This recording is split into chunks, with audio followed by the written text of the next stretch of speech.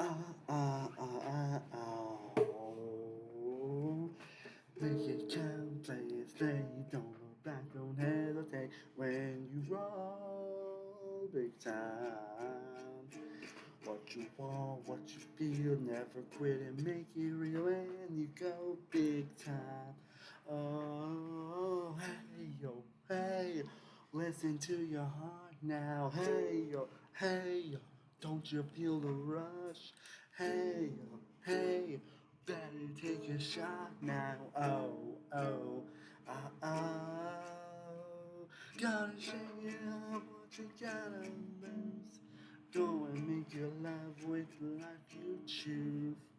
If you want it all, lay it on the line. It's the only life you got, so you live it big time. Again, big time was the show. I don't think it needs an introduction, and I don't think the band itself needs an introduction either. It's like one of pretty much honestly one of the most popular things that came from Nickelodeon, honestly. This film was sitcom that in around 2009 to 2013, and it's a show that truly, in my opinion, holds a special place in my heart. It's a show that I unabashedly love so much. It's a show that really shaped a lot of who I am, actually, believe it or not. And we'll definitely get into those. So I definitely want to do more stuff with Bombay Time Rush, and how I did forget to upload ukulele compilations where I sang some of their songs, and you'll definitely hear me praise pretty much every song they have on. Like, I freaking loved it band so much. And I've always loved their music. But I definitely want to do a little episode ranking where I'm basically going through I am going to each season and ranking every episode from the worst to the best. Basically, I'm going to go each season and then basically talk about each episode's order, and then by the end of the season, talk about how I'm going to each episode of each season. And then basically investigating Jim Adulty episode along the way, and then ending off with an all episode ranking. And maybe do a little fun bonus videos here and there. We'll see how that goes. It's gonna be very similar to how I did my previous episode. If you don't want on Chuck and Josh and Total Drama and How Much Mother, which I will still eventually complete and finish at some point. So only definitely will at some point. Well, I'll definitely get there. But all in all, I do hope you all enjoy this. I'll definitely do one more of these episode rankings. I really do enjoy doing these episode rankings. They just seem to be a lot of fun to do. Expect a lot more ideas down below, and definitely let me know your thoughts about how much in these episodes down below. Honestly, again, this is just my personal opinion, but I'm happy to we're talking about shows up to 11, so it's also not time doing it with Nickelodeon shows. So, yeah, but anyways, I hope you'll enjoy. Again, I'm going to go each season in absolute order, talk about my thoughts on the characters and episodes it goes through. So, I hope you enjoy, and let's live a big time. Now we start with the episode that started all big time audition. Now, since I what the show's actually about, it follows four hockey players from Minnesota: Kendall, James, Carlos, and Logan. Four, of course, again, hockey players from Minnesota who get the chance of a lifetime. As I think it's really more just James' dream at the end of the day, but these aren't necessarily for him, and they end up shenanigans. They basically go into basically auditioning for Gustavo Rock, who in that universe is basically a very popular producer who has a lot of number one hits in the 90s, but had a bit of a lull in the 2000s, and then he wanted to get his big break, get another big break again. And he and assistant Kelly basically go to a lot of auditions. And the show basically is like has the same like kind of vibes as like Nest Classified, because I think if I remember correctly, yes, it is from the same director Scott Fellows who did Nest Classified and also Giant Test as well. Yeah, you know, actually haven't had a doubt about it in a while actually, but I remember I used to love Giant Test when it came out. Actually, I haven't seen an episode in a while, but it has a very sort of vibe with that cartoony aspect to it, and also really overlying on sound effects, which honestly, well, they can't be overwhelming. Honestly, if they do rely on sound effects, it can't be very. It can be very honestly. It can make some pretty entertaining moments. And like, they really do rely on sound effects a lot and music cues all the time, and a lot of things to really like enhance like the comedy and the emotional moments and everything. But they always just do it at the right possible times, and which honestly I always like. Honestly, that's kind of funny when you think about it. Honestly, they don't really show that stuff much actually in this episode. I mean, there are definitely moments for sure, but it isn't really shown actually, which is kind of strange. But again, you introduced all the four guys, and you guys see like who they are, people with Kendall being the leader and who always gets pep talks, James being like the self-assessed model and everything, and the only impressionable thing of the group. Logan basically being the small one who wants to be a doctor, and Carlos being the level idiot goofball. And honestly, all four guys have incredible chemistry. Like these four really feel like they've just been best friends forever. And if you've seen any from like the tour Feel State Post now, nowadays, honestly, they really do like they've been friends forever. And also get great performances throughout the show. And even the other characters, like obviously we see like Kendall's mom, Mrs. Knight, who is also a pretty important character and has a lot of moments with the cast throughout the show. Katie, who you think at first is going to be like the typical mischievous little sister type of character.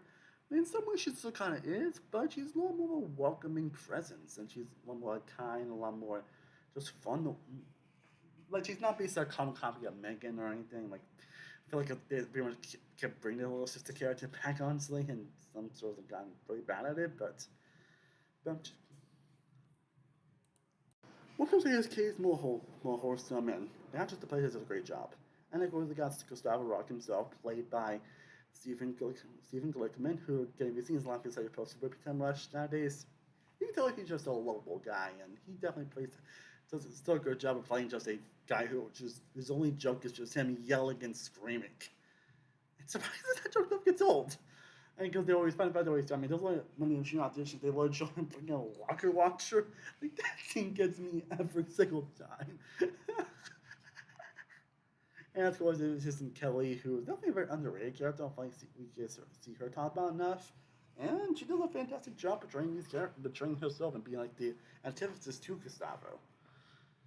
And basically, long story short, everyone performs, and then it was Kendall, and then Jane sings, and then Joel has no talent, and then we get Kendall sing the third song, and then basically he wants Kendall to the record deal, but kind of lines the first. The voice Chris do so, but instead making them together, and I'm going to Bomb Wood. We introduced a lot of characters we end up becoming recurring characters for our show, at least some recurring characters, like the dog, Lucky, who appears in your episodes, Guitar Dude, the Jennifers, and Camille, who was played by Aaron Sanders, who played Quinn in Zoe 101. Based on the joy, the traveling image of man, they end up firing Gustavo and everything, get a lot of hilarious moments. Even fun things that become kind of actually relevant later on with the especially with the discussing Star Wars record, the reference to All Star Christmas becomes like a big thing in a Christmas special later on. Which I always find to be a nice touch. I always like the show is really so good with its continuity a lot of times. And the show is just very hilarious, like enjoying the back and forth between all these characters, and that first day end up failing and being banned, the thing and having other touching moments singing the third song, which is like whole thing thinking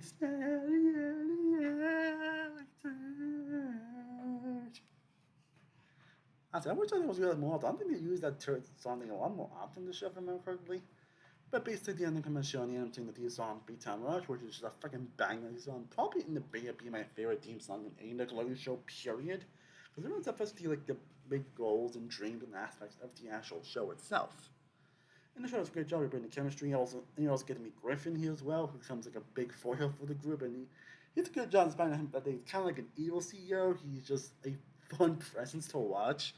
I think a lot of that really comes to charisma of the actor. I don't remember his name at the moment, but he really does a great job of portraying this type of different CEO. He's not really like evil, but he's just really his own way at times. And I think a good job of portraying him as a pretty football threat, but also having some pretty fun moments with him as well.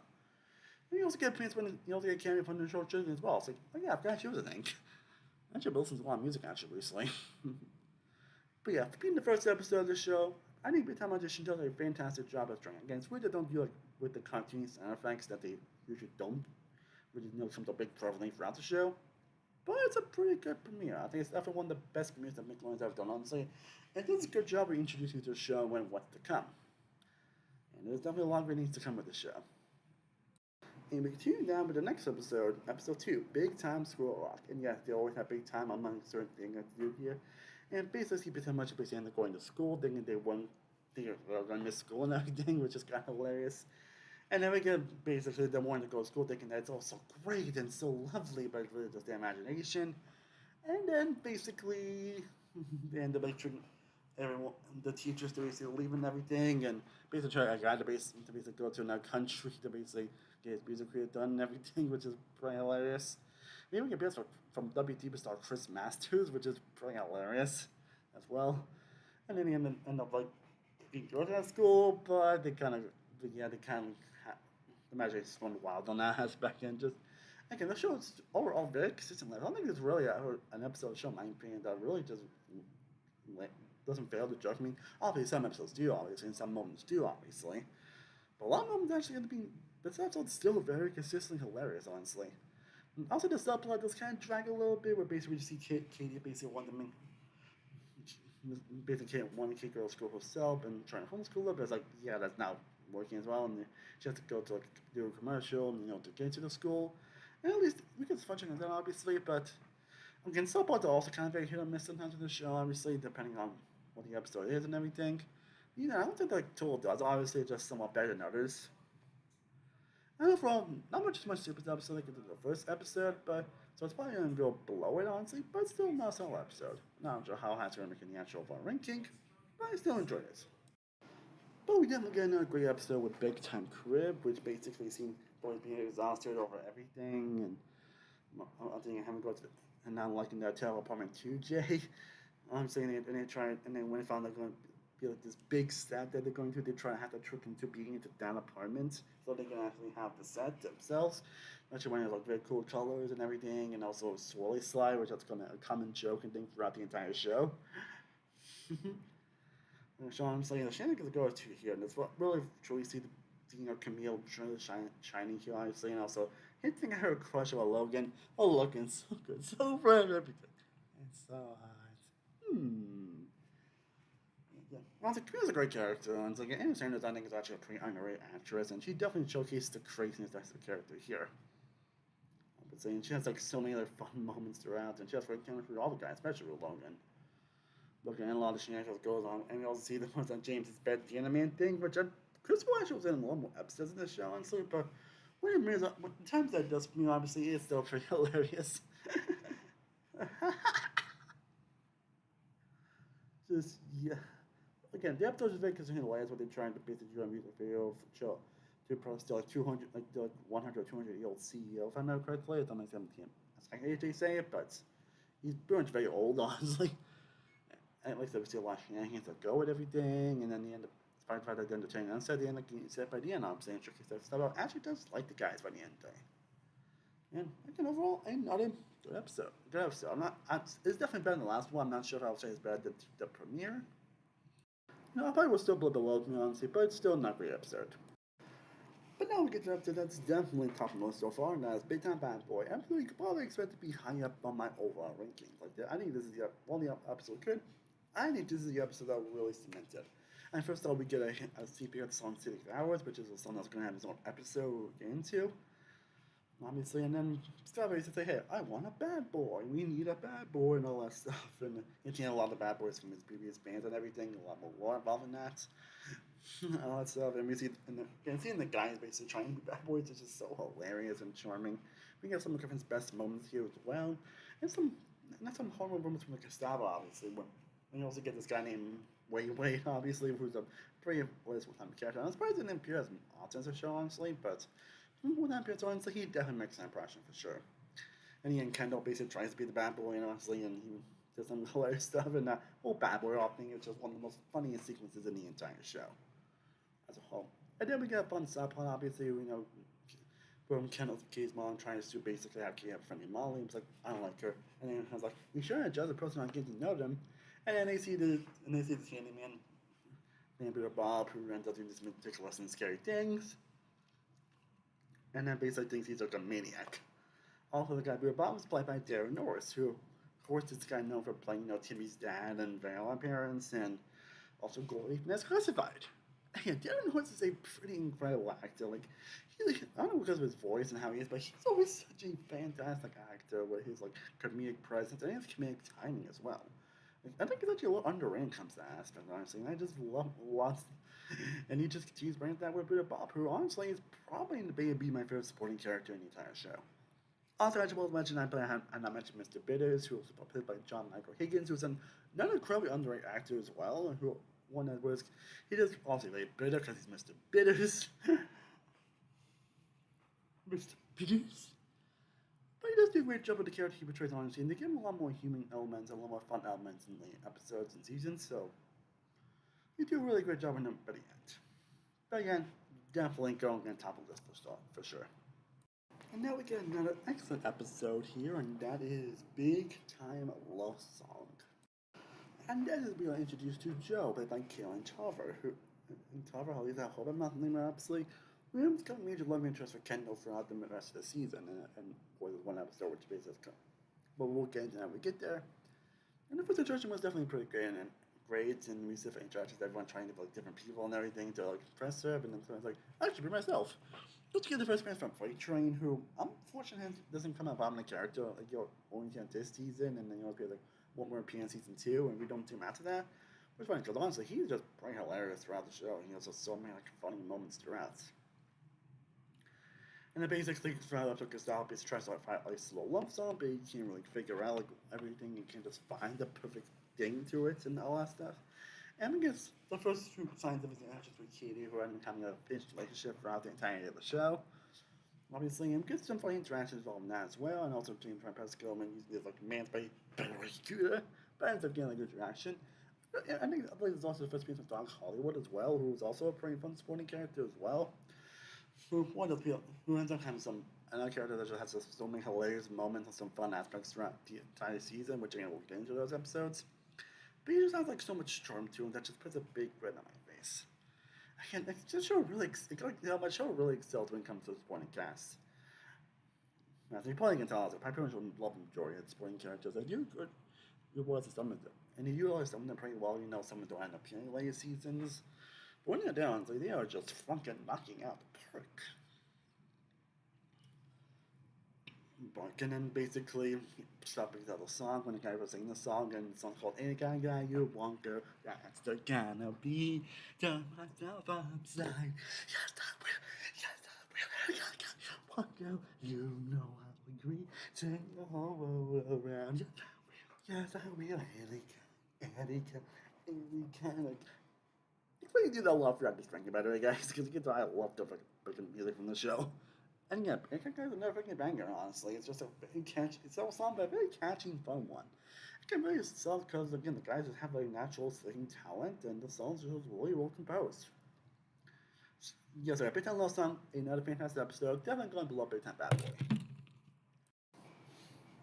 And then we got another solid episode, obviously, with Big Time Mansion, which is basically, the guys end up basing because that was like Big Popular Mansion. And you know what I'm saying? Of course, like always, in like most episodes, they end up like messing things up big time. And one time, Scarlet tries to find a new band and puts them out, which are very talented, but even it's like the argument the engine do with them. And then we see K9 that Kendall's growing up, and honestly, and then K picking a stomach ache, all that stuff, and it's a fun mansion shenanigans, all that stuff and everything. And there's not much to say about this episode, if I'm being honest. I think I'm playing a little bit below School Rock, honestly. And we still have a lot of very especially involving this casting and everything, and the putting reporting and the little fun interaction with all the girls, honestly, especially Cole's using a sledgehammer to pick a fridge, which is pretty hilarious. Yeah. But I say it's going below School Rock and Big Time Crib, honestly. Not really thinking about it, honestly. It's still a great episode. So I'm so excited. It's not better than us, obviously, and it's still a fun episode. Just don't have too much to say about it.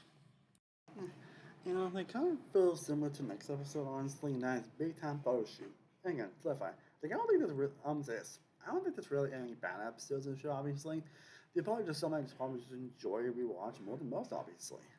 And there's also another fun episode. Like, I feel like I remember all these episodes of feeling because I used to rewatch them all the time growing up. Since I remember certain moments vividly, some moments just random cut in my head, honestly, but that's what happens. But basically, this is kind of like, I feel like more of a filler episode where basically the girl on the photo shoot. It basically starts with them being cold open, or they end up being like so bruised up and beaten up and everything.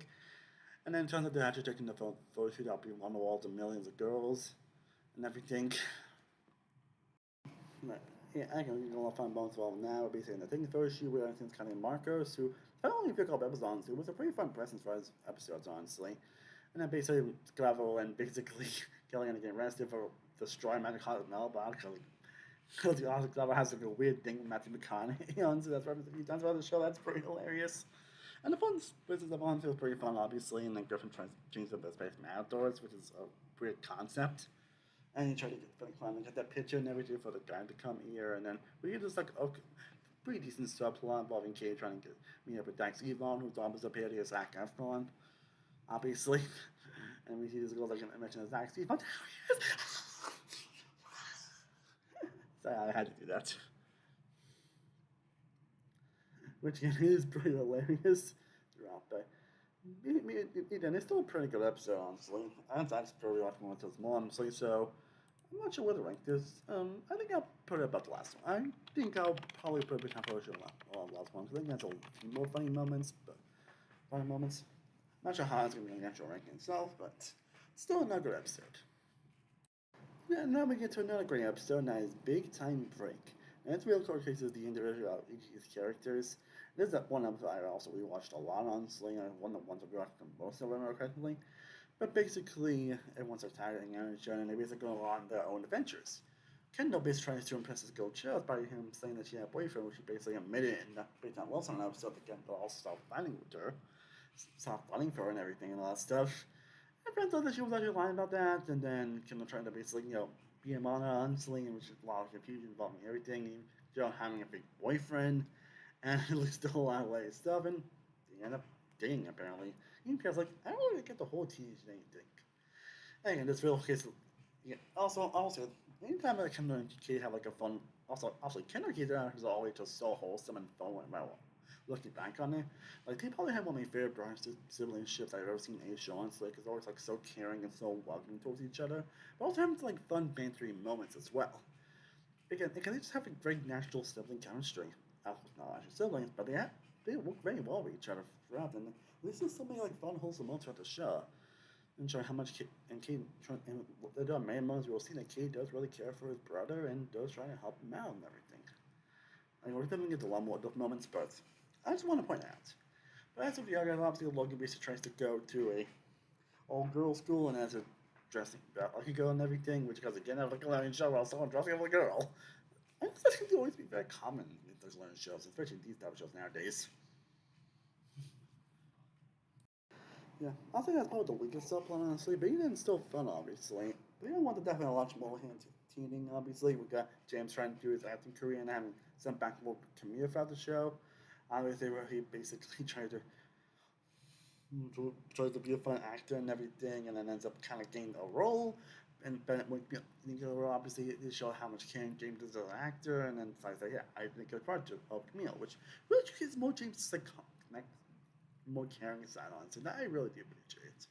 I think my favorite one is obviously Carl's obviously when he ends up losing his helmet, which basically is one of his buying features is that he just loves that freaking helmet. It's good. I don't know why, but it's just so. That's probably why. Well, that just really just hits him a little bit. Like, being like upset, having like so titch over an aspect, and he really just loves that helmet and gets so many comedic moments involved in that helmet, especially later on in the show. And you're gonna get appearance from Eric Estrada, who ends up basically playing Carlos' dad. Again, he literally steals the show, obviously, especially when just with British throughout the show. And turns out Lightning would end up stealing all that, end up basically stealing the helmet and a lot of other stuff in Palm Woods as well. Yes, so yeah, another great, fantastic episode. I think I'm probably going to put it. Where do I rank it? I think I'll probably put it above above around my top two, which is so far Bad Boy and Love Song. So I'd say it's like number three in terms of these episodes so far. But again, another fantastic episode. And we get to another episode I rewatch constantly. I feel like I did about every episode, honestly, but there's another one I rewatch episode where basically it's the culmination of a lot that's going on, honestly, where we end up having a big, well, it's the day where they had to pick the demos and everything, obviously, and it's choosing between Big Time Rush or some man getting a vampire, because vampire is kind of still a thing. And basically going to get the appearance of Mercedes, who basically is like Griffin's daughter, who, like, an shot actually didn't appear on the show very often. She actually could have been actually an interesting character. We only see her one other time after the show, and well, fortunately doesn't appear more out there, which is kind of disappointing actually. I feel like she should have been an interesting character actually, but she basically kind of like spoiled and everything. Obviously, like I said, she's Griffin's daughter and everything, and basically take advantage of her being the one that picks the demos, and then we get a lot of crazy involved now where they had to pretend to be her girlfriend and everything. It was a lot of fun shenanigans and everything, but when she tells her off and everything gets over, she ends up admitting she wasn't, and ends up being like a freaking chimp. So it gets a fun later on, obviously. In one moment, you can't tell that there was an invention that happened trying to get that monkey, but Dylan's conscious was like, what was going on? And a long story short, honestly, they try to fix the champ. Kind of doesn't work, obviously. Kind of fixing a pirate up, and just it's like, hey, I think you should pay too much on the game about it, and explains a lot of trouble and everything, and then, like, wow. And he ends up making mistakes and everything, and then he ends up singing the song halfway there, which was one of my freaking jams going on. Again, you'll probably hear me say that for a lot of them songs as we're getting to, obviously. I can't understand how much I love it. love the music, honestly. Like, the music really, yeah, I got into the show around the time sorry, I got into the show around the time I started to get into music myself. Because I got into like around 2010. That's around the time I got more into music, I got more involved into music, and I got more involved into songwriting. So this show really has me a lot because it really influenced a lot of my love for music and a lot of my love and love for the genres and this and that. And I used to start jamming out to your songs so freaking much. And Halfway There is another one of those songs because I feel like it's one of those like big upbeat anthems on, so that really works very well actually. And in the end, you can get fun to do like a full hour and everything. And we also get some fun side plot stuff, obviously, where basically Kay's mom basically Mrs. Knight basically ends up doing a job, obviously, trying to renew their lease and trying to fit this thing, obviously. Miss Bear tried to basically give them her divorce jobs manageable. But then after they just got renewed, and then there's recording everything. It's like, I gave you about myself, one room, freebie, and it's bad. And it kind of was like, Kendall's like, I think we are home, which is. But another latest episode, I think I'm going to put it about the last one.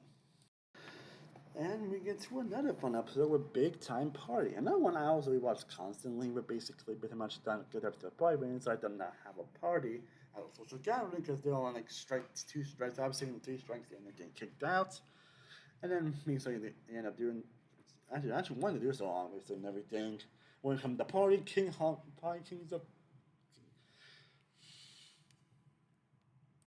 Punk is the only word and everything. I don't remember the exact thing they said on TV. And the girls look at his phone like a little line. It's like, you said party twice. That he did. That's gonna be fun and curly lines throughout the entire show. Honestly, it's one of my favorite things about, and that's one of my favorite things about the show. And then we get some fun little interaction about certain things. Where basically, we get what between Kendall and Joe, and between find the common, obviously, and trying to like find common ground and being a couple and everything. And then long story short.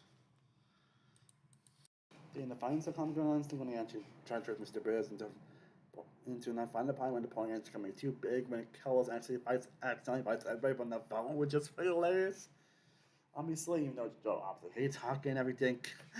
But yeah, it's just hilarious. And then we also get the start of the relationship between Logan and Camille, who obviously is hinted throughout these last few episodes throughout this season that Camille kind of thinks for Logan, who is a little crazy. But then, and then Logan finds out he actually Mercedes from still in love with Mercedes for the last episode, which I like the comment here actually. And it basically shows him trying to like enjoy both dates and everything, getting caught, and he still ends up with Camille.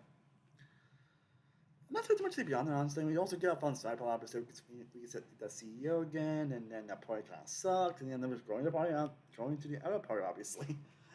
Well, again, another pretty fun episode, obviously, and not too much to do beyond that, obviously. I would say I put it around. I would put it around the middle of the list. And now we get to big time jobs, which I think is no solid episode. I'm thinking it's not one I don't have too much to say about, if I'm being honest. So I'm just gonna say that way. It's probably going towards the bottom of the list, honestly. That's because I hate it. It means honestly, it's just one episode. I just don't have too much to say about it, honestly. It's still a fun episode. Obviously, we're basically sound like tired. I'm doing basically ranking everything. So yeah, because the jobs prepared $2,000.30. Obviously, and we basically see Kendall. Basically, Kendall Logan trying to babysitting service. We had MC Carlos becoming a assistant, and ends up accidentally like destroying his coffee maker. Obviously, with that more foam, and then James trying to get him out of the job with one of his favorite job. He also gets this like fun side thing where basically he tries to talk himself in the mirror, which again is a pretty fun side thing they did in this episode, honestly. And we also see more his backboard Katie, which is pretty nice, and then. Basically, they end up getting the money, but with all the shenanigans, they end up owing more what they owed, honestly, which is kind of hilarious. And then we get to find more Cal basically destroys every day, and then Griffin sees them, and then yeah, again, it's kind of hilarious if you think about it. But again, it's only not a bottom list, obviously, because I just don't have too much to say about it. It's still a fun episode, but it's not going to be like super memorable aside from the ending and grand theme of things. If that makes any sense. And now, probably honestly, will say very similar to Big Time Blogging, obviously, which I'll probably put above the last one. Basically, something involved in this episode, basically, they talk to this blogger about trying to get their album and their name. Obviously, we get this like fun training sequence. Obviously, we're gonna mess it up big time. Obviously, we used that a lot in this video already. And then he doesn't end up liking him. They end up trying to stop it and everything. And then, basically, a lot of shenanigans do. They kind of very nice and friendly towards him, which leads to him actually changing his mind on them. And then Discover basically installs the capital of Belgium, which is capital of Belgium, by accidentally typing the wrong tweet and everything. So again, I don't have much to be on, honestly. I think I'm still gonna put up. Obviously, I'll probably put up at the last one though. We got 6 more episodes to go for the season. Now we get to another favorite episode of mine, Big Time Terror, which basically is the Halloween episode. Obviously, where basically Gustavo mansion's flooded and he ends up having to stay with the dogs. And we find out Gustavo actually, hadn't really had much fun, obviously, which it's kind of funny thing, obviously, that they actually kind of don't delve into that much, obviously. It's like, hey, he didn't have much fun, obviously, but it's like, I was like, no, don't focus on that. Let's get him back in the studio. We need to find that song and that. It'll be no happen. It's really something I don't really focus on much, obviously. Honestly, in the last months, actually, you can tell that's why I was not really knowledgeable or not having much fun with this and that and everything. So, basically, still a very funny episode, obviously. I mean, it's kind of the usual fan jokes we get from Nickelodeon show at this point, obviously, but it's still pretty funny, obviously. And then basically, Gustavo ends up like staying longer than he's expected, even though the mansion's fixed, obviously, and then I'm trying to get him out of it and get him to come back around, just tell him to leave and everything. And we get this like ghost hunting Power Wars where we see Kendall and Carlos trying to prove real, not real. And everything ends up being the new girl Stephanie that basically ends up being a piece throughout the episode. And then it was still a lot of very funny moments involving that. And they end up scaring Carl home, they wrote a new song, and that's it. And of course, being introduced to Shaun of the Dark here. He introduced you Shaun of the Dark, which is another time song that surprisingly it took to 2023 to actually, get the full song released. Or at least it took them to finally record the full version of that song, actually. I don't think because it was never actually a fully released song from him. I think you also get a look into some Stark, obviously, which I'll talk about next episode. Shaun Dark is even back then was a freaking banger. Even from the Little Week Honest episode, you can tell the song was just a freaking banger. And again, the song that actually was released on their 2023 album, Another Life. Again, it's kind of crazy actually. They actually decided to do that actually. And again, Shaun Dark is probably a top 3 favorite Timber songs. It's definitely. I think eventually when I do a favorite Timber song list, obviously, it's definitely going to be on that list for sure. But yeah, Big Time Terror, another great episode. I think I'm going to put it up like between Demos and Break. Again, just a really funny anyways episode. With some of Mr. Beer's also funniest films as well. And then we get to another fun episode, which you're probably going to see a lot for this ranking, and it's Big Time Dance, which basically pretty much decided to do a dance, obviously, because, it was usually a party, but Miss Bears usually is not good at that, but so they decided to have actually an actual dance. They have a club for some doing in the studio, and we get this fun ones, obviously, where they try to have this random guy that ends up being this dance instructor throughout the first season at least, ends up teaching him how to dance, which is pretty hilarious. And basically everyone preparing and everything. We'll love trying to ask Camille, and then end up failing multiple times, and then James ends up unintentionally asking a lot of freaking girls, obviously. Even a one random girl actually that ends up basically being at the end of a love song, obviously, which again shows the great continuity the show has, obviously.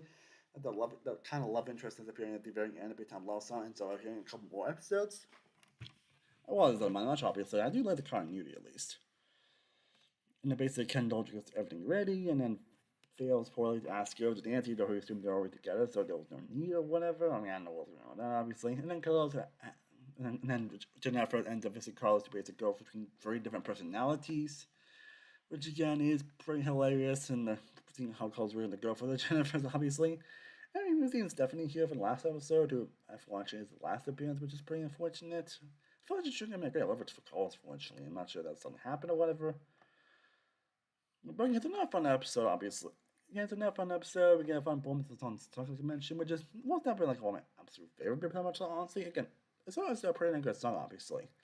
Just one episode filled with so many fun and hilarious moments that just put a big grin on my face, so honestly, I'd put it around the middle. Honestly, I'll probably put it around the middle of the list. And we get to an episode I always found to be one of my favorite season 1, and that is Big Time Sparks. It's one I used to rewatch a lot, most because obviously those that had Jordan Sparks. Yeah, I remember Jordan Sparks was like one of the next big names, obviously. I still do, obviously. Like, I freaking love the music before obviously I found this episode. I shows on Battlefield. Battlefield's great, and one step at a time I hear freaking all the time on my jobs, and hell, I freaking saw Tattoo a few times on karaoke. And basically, Jordan ends up going to like Rock Records to basically find out her new song and everything, and then we see everything because it always gets to go along well and everything, which is Definitely a lot of shows a lot of ups and downs, obviously, and then it's got a bit tells them to stay over during this well because they think they're bad luck and destroy everything in touch. And those guys eventually try to stay away. Colors and Logan trying to become the good Lapper Joe. Okay? And then Gendo basically tries to follow the clover to find himself a bad luck because he broke a mirror. He also goes, 7 years of bad luck. Like, the usual like superstitions. You also get this weird subplot, basically. A lot of the instances, obviously. Kendall ends up having to do something that's kind of romantic with Jordan, and then Joe thinks saying, they're cheating on him, which is kind of so funny. Obviously, this is the kind of the first episode of the actual couple. And then Joe thinks that he's trying to be romantic with Jordan Sparks. A lot of misunderstandings. And you also get the subplot where obviously when Mr. Bird tries to get a basic picture of Jordan still with turbulence. And we get this also a really fun subplot where Scavo and Kelly try to get rid of a skunk in the studio because there's rival Hawk, basically, everyone, obviously, who can. It's a great villain. Who's a great villain for the time he was appealing. I saw a villain that kind of think will appeal to Bradley from more episodes, but no, I think it only appeals like really 3 episodes throughout the entire show. But generally, those appearances are fantastic.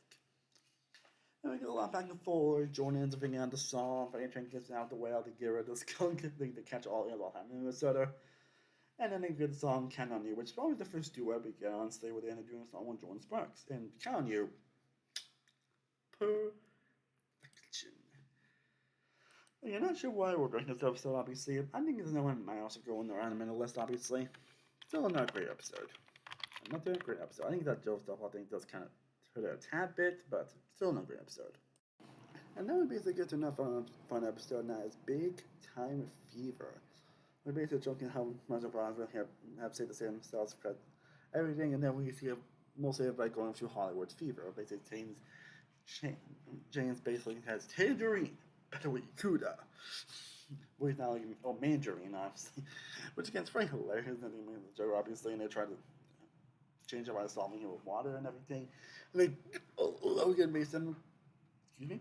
Hollywood people. Well, Logan ends up becoming like a very hippie dude, and then Carl basically comes to Jennifer, and one of them end up leaving, and then comes basically with the Jennifers, which is kind of hilarious and everything, which is a lot of craziness. And because I want to stop him, because Hollywood View has basically broken all his bands before, and we get a lot of shenanigans that leads to a lot of craziness that goes along with that. And then, also short, kind of also no one that has gone because no one talks his roots, and then everyone's just homesick, and we get just one of the most fun, wholesome moments of the entire show. Everybody is now in the snow, and then everyone's like having fun with everything. And we get fun like Apollo Arcade trying to start a business, and then trying to play Mr. Biz rules and everything, and a lot of wholesome moments. Again, another one I think is probably just going around the middle list. And now we get to the second last episode of this show, and that is Big Time Video. It's not one that overall I don't have like too much to really say about, but it's still not a fun episode because they actually shoot a music video, and then also the one time I tried to say Camille and everybody who was leaving because they haven't gotten engaged recently, especially Camille who Rush has gone 6 months, and then when started to move out and everything because of that, and they started to get videos so that way she can actually stay in Hollywood and everything. And we also get the Prince of Marcos from the Bullshit episode, obviously, who wants to direct the video, but then we get a lot of fun back and forth and everything, and I'm trying to find directors with friends and everything and all that jazz, and a lot of shenanigans along with that. At least it's a very wholesome episode where we show how the guys really do care about their friends and everything, and we also get the music video Serious Hours, which is a freaking badass music video, and again, Serious Hours, another better Big Time song. And we get okay subs live with Number Spirits showing a new car in the area and everything, which didn't lead to much on until the very end when he ended up stealing the car for the video and then all that stuff. And he ended up giving it to the guys and everything. Again, and then when it's going a little low towards the list, but it's still not a fun episode. Again, just one I just don't have too much to say about. And now we get to the finale of Big Time Rush Season 1, Big Time Concert. And I'm just gonna wait. This is the best episode of the season, and definitely one of the show's very best episodes. Truly an excellent episode that pretty much shows great build-up to what the show has done so far, which certainly don't really do much on later season, at least it comes to the finales, at least from season 2 and 3. But overall, it's a pretty epic finale that showcases what the guys have been up to and how much they have grown throughout the first episode.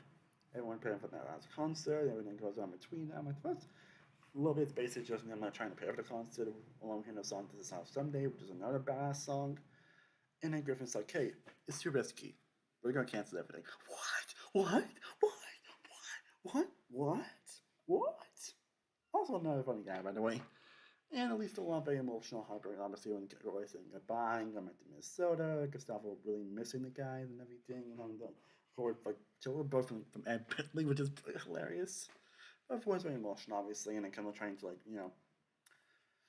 move on, honestly, because obviously this wasn't actually never Kendall's dream, it was more James's dream and anything, and then James is still very in denial and everything. And we get a lot back and forth with all that stuff, along with seeing Hawk come back, obviously, with his sister Rebecca, who apparently means one episode, actually made a pretty fun appearance and was the as a free as a back and forth with Hawk throughout the episode. So we don't see these characters being more often, honestly. But obviously Scott ends up telling a lot of stuff from Stu and Nancy to buy the guys back, and then we get a moment that basically was kind of like the inverse from the first episode, which I really liked. And then they're basically trying to get James back when he ends up going back to Hawk. He ends up missing them, he ends up coming back, and we get a lot of craziness around the actual concert. They end up getting kidnapped by Hawk. Everything, trying to ruin Gustavo and everything, and then they end up escaping. We also get a guy called Sebastian, who's also a pretty hilarious one-time character. I thought with the time where he says, "Oh, hello, sir." Again, pretty hilarious. And then going to reach a concert, and he ends up singing "Famous," which is also another banger of a song.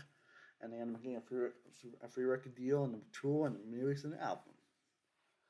But to showcase it, everybody's like, "We're famous." And it was like a fun comeback because often every episode they end up like, yeah, then they get up to this old lady that basically that they kind of tricked on with earlier this episode and also in the premiere, which I thought was a nice touch, obviously, and took us through the line "The adventure continues." But yeah, full of so many wholesome moments, hilarious moments, badass moments, just great moments all around. And yeah, a great showcase of what this show and these characters have grown since the first episode. And yeah, it is definitely the best episode of the entire season. Definitely one of the best episodes of the entire show, period. And again, I'm going to post like the actual ranking, however, we have season one. But season one is fantastic, honestly. Like, it's a truly effective episode. Again, I don't think it's like a true bad episode. Even the weakest episode of the show, I still think it's still pretty enjoyable. But it's a show that really just knows what it is and really embraces it. And the four boys have great chemistry. All supporting characters really do shine here. While some do end up being a little more in the background after this season, there was still fun presence where they're giving. And there are definitely a lot of supporting characters I wish actually were implemented a lot more late in season and stuff like that had a lot more potential. But the ones you do have are still great, and they still end up being great throughout the rest of the show. Again, I think it's smile for me to hear. I think it's hilarious. Again, they really rely a lot on sound effects and a lot of cartoony, wacky shenanigans. But it knows when to actually have wholesome, heartwarming moments when it needs to. And again, I'm probably going to keep saying this when we get to the other seasons. The music's starting to kick ass here. Like, definitely some of the best music Nickelodeon has ever done, period. Might be a little biased by saying that, but that's just me. But yeah, season one is great, obviously, great 18 episodes, and now we get season two, which has 27 episodes. Again, when it comes to two-part, by the way, when it comes to two parts, I'm actually going to include them as, home hour at least, and I'm also eventually going to talk about the movie as well. I'm going to include it as its own section as well, so we get there, though. Anyways, let's get into season two.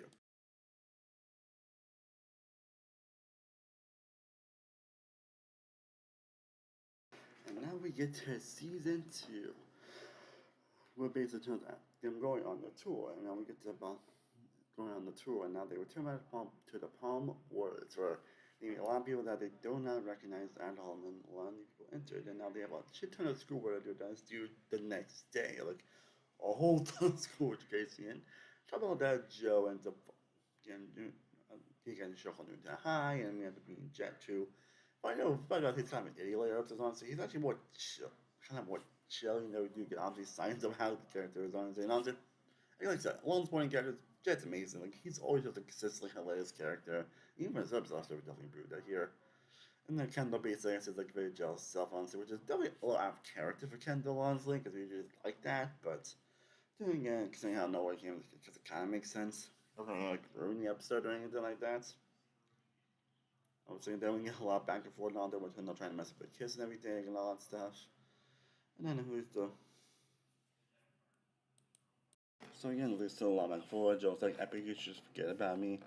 And then basically, then finishing the schoolwork, then they're going to September Fest, which was the version they weren't going to do, because honestly, they finished their schoolwork, they weren't going to go to getting concerts. And then that's what happens, and then they end up filming Tell I Care About You, which is an absolute banger of a song, by the way, like always one of my favorites. And then Joe kind of get back together. Yeah, definitely one of my favorite episodes on the show, honestly, and I'm not sure how high up below it's going to be by the end of it, honestly. But overall, it's a solid enough episode. I don't really have too much to really say about it. And generally, you could always say the same thing with my next episode about that is big time fans. With the guys basically on how to deal when it comes to having like fans and all that stuff. Obviously, and then not like do this or do that, especially over promising everything like that. And I mean, the old friend Jane Tickler, who, funny fact, actually premiered in the premiere episode, actually. Like, recalls actually ended up over promising all that stuff. And at least I'm trying to help like Jenny and everything, but turns out she's like very like accident prone and everything. All that stuff, and then we see James get through issues with Owen Van, who ends up trying to steal his role, and then and this little side thing where he thinks Kate has a crush on him for some reason, and then Scott and Keller trying to fix their addition to stop his like rock band from coming and everything, and then Jen like joining them and all that stuff again. And I'm I don't really find too much to say about honestly. I'm probably not about the last one because I think it's a little more funny honestly and a little more rewatchable. But again, it's still a solid episode. But now I think we'll get to a great episode again. That is Big Time Girlfriend. As basically Gustavo basically hires a girlfriend to fall in love with Carlos and then break up with him so he can sing the breakup song better. Which this also really shows how the sweet guy and girls actually is as a person. Obviously, when he, by everything, her being like how she is, obviously he's still like so kind and everything. Like Carlos is just pure of heart, honestly. Honestly, and then we see a lot of people having lunch with Joe trying to find time together, but their schedules always conflict and everything. But they always finish finding common ground with that. And then James and Camille end up kissing like they're scene and everything. And then Lisa Logan being upset and everything, and they actually having a funny, hilarious duel, and at least Logan and Camille breaking up, which spoiler alert, it's not gonna be the last time we're gonna see this like weird thing with their relationship and everything, which we'll delve into later in this season for sure. And that's if that common thread comes to the season as well. Honestly.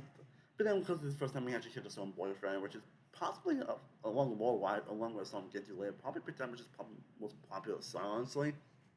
And for good reason. I'm not sure how high I would put it if I would do my favorite songs, obviously, but it's definitely one of the best stuff. It does a reason why the song's more popular. Like, it's catchy, fun, danceable. It shows the best with these vocals and everything. Like I said, pretty much so great, great with the music. And we also get this fun call, Launch Hard Everyone Going on Dates, obviously, thing, and the actress in Charles trying to fall in love, and turns out she doesn't like corn dogs, which by Carlos he loves corn dogs. Like, yeah, I'm doing with that. But yeah, going on top of this so far. And now we have Big Time Live. Everything much actually go for the life for actual live performance, but it turns out they actually got cut for time, and they basically go through a lot of different ways to basically try to get to do live, obviously, while doing some weird questionable stuff onto at times, and then Griffin doing some weird tests on to see if Gustavo can keep the studio in, which ends up being unfair, obviously. Yeah, ends up being unfair with all that stuff, honestly, which was hilarious, obviously. It's just not the most entertaining stuff to watch in the world, so again, to the upside, I really don't have like too much to really say about the grand scheme of the show, obviously. Like, there are some hilarious moments, obviously, touched towards the end, but it's one I'm not going to fully remember grand scheme of things, so it's probably going to go towards the bottom. And then we get to a big time Halloween. I've always been an episode I've always enjoyed, honestly, and I still do really enjoy it. Like, it's a Halloween episode where basically you have like a Halloween spin on everything going on with the characters and everything, where basically Carlos is Frankenstein, Logan's a zombie, James the vampire, and Kendall's a werewolf who hasn't really told Joe that he's a werewolf. And then Gustavo's like a mad scientist, and Griffith's basically like the big guy who basically wants them to actually be a regular boy band, not just a monster band. And also KMS and Witches as well, and again, it's just a very consistently entertaining episode where we get a lot of shenanigans and stuff trying to make it up.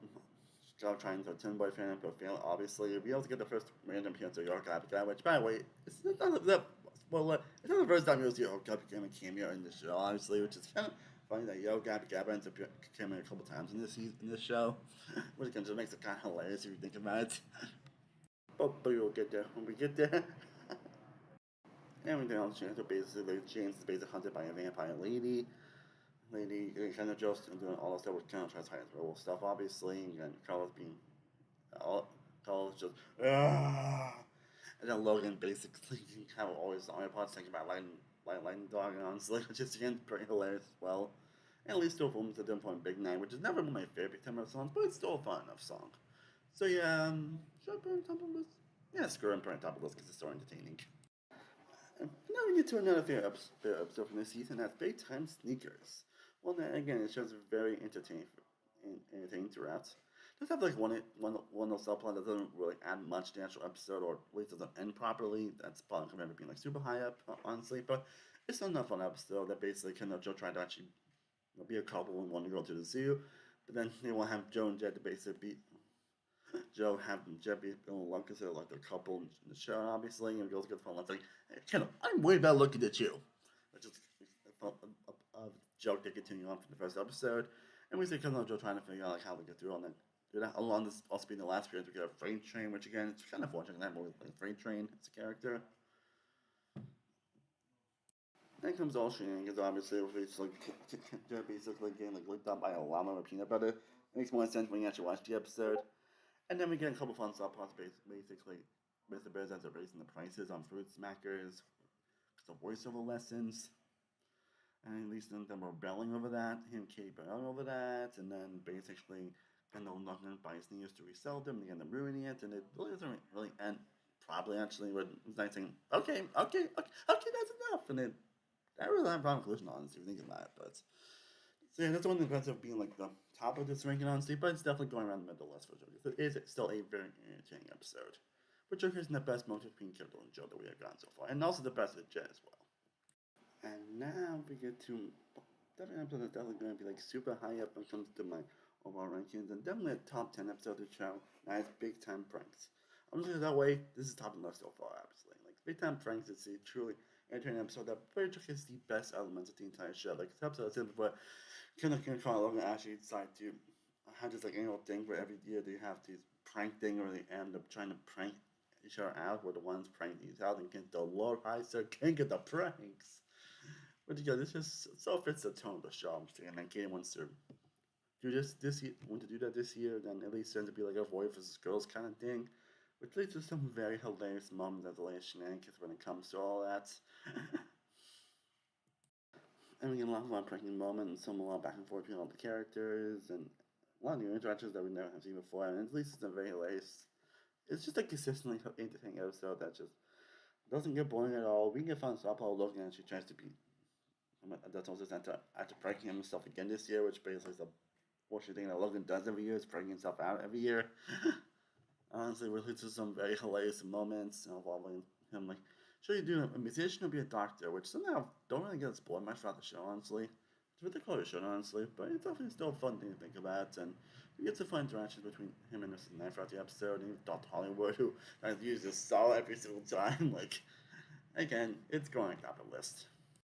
And then we get to another favorite episode of mine, and that is Big Time Christmas. Again, I think a couple years ago I did do like a top 10 best Christmas specials video, and if I'm correct, I think I put this video on the list, honestly. So, but yeah, that's true. Honestly, it's one I've always enjoyed watching whenever it came out, and I watch every year.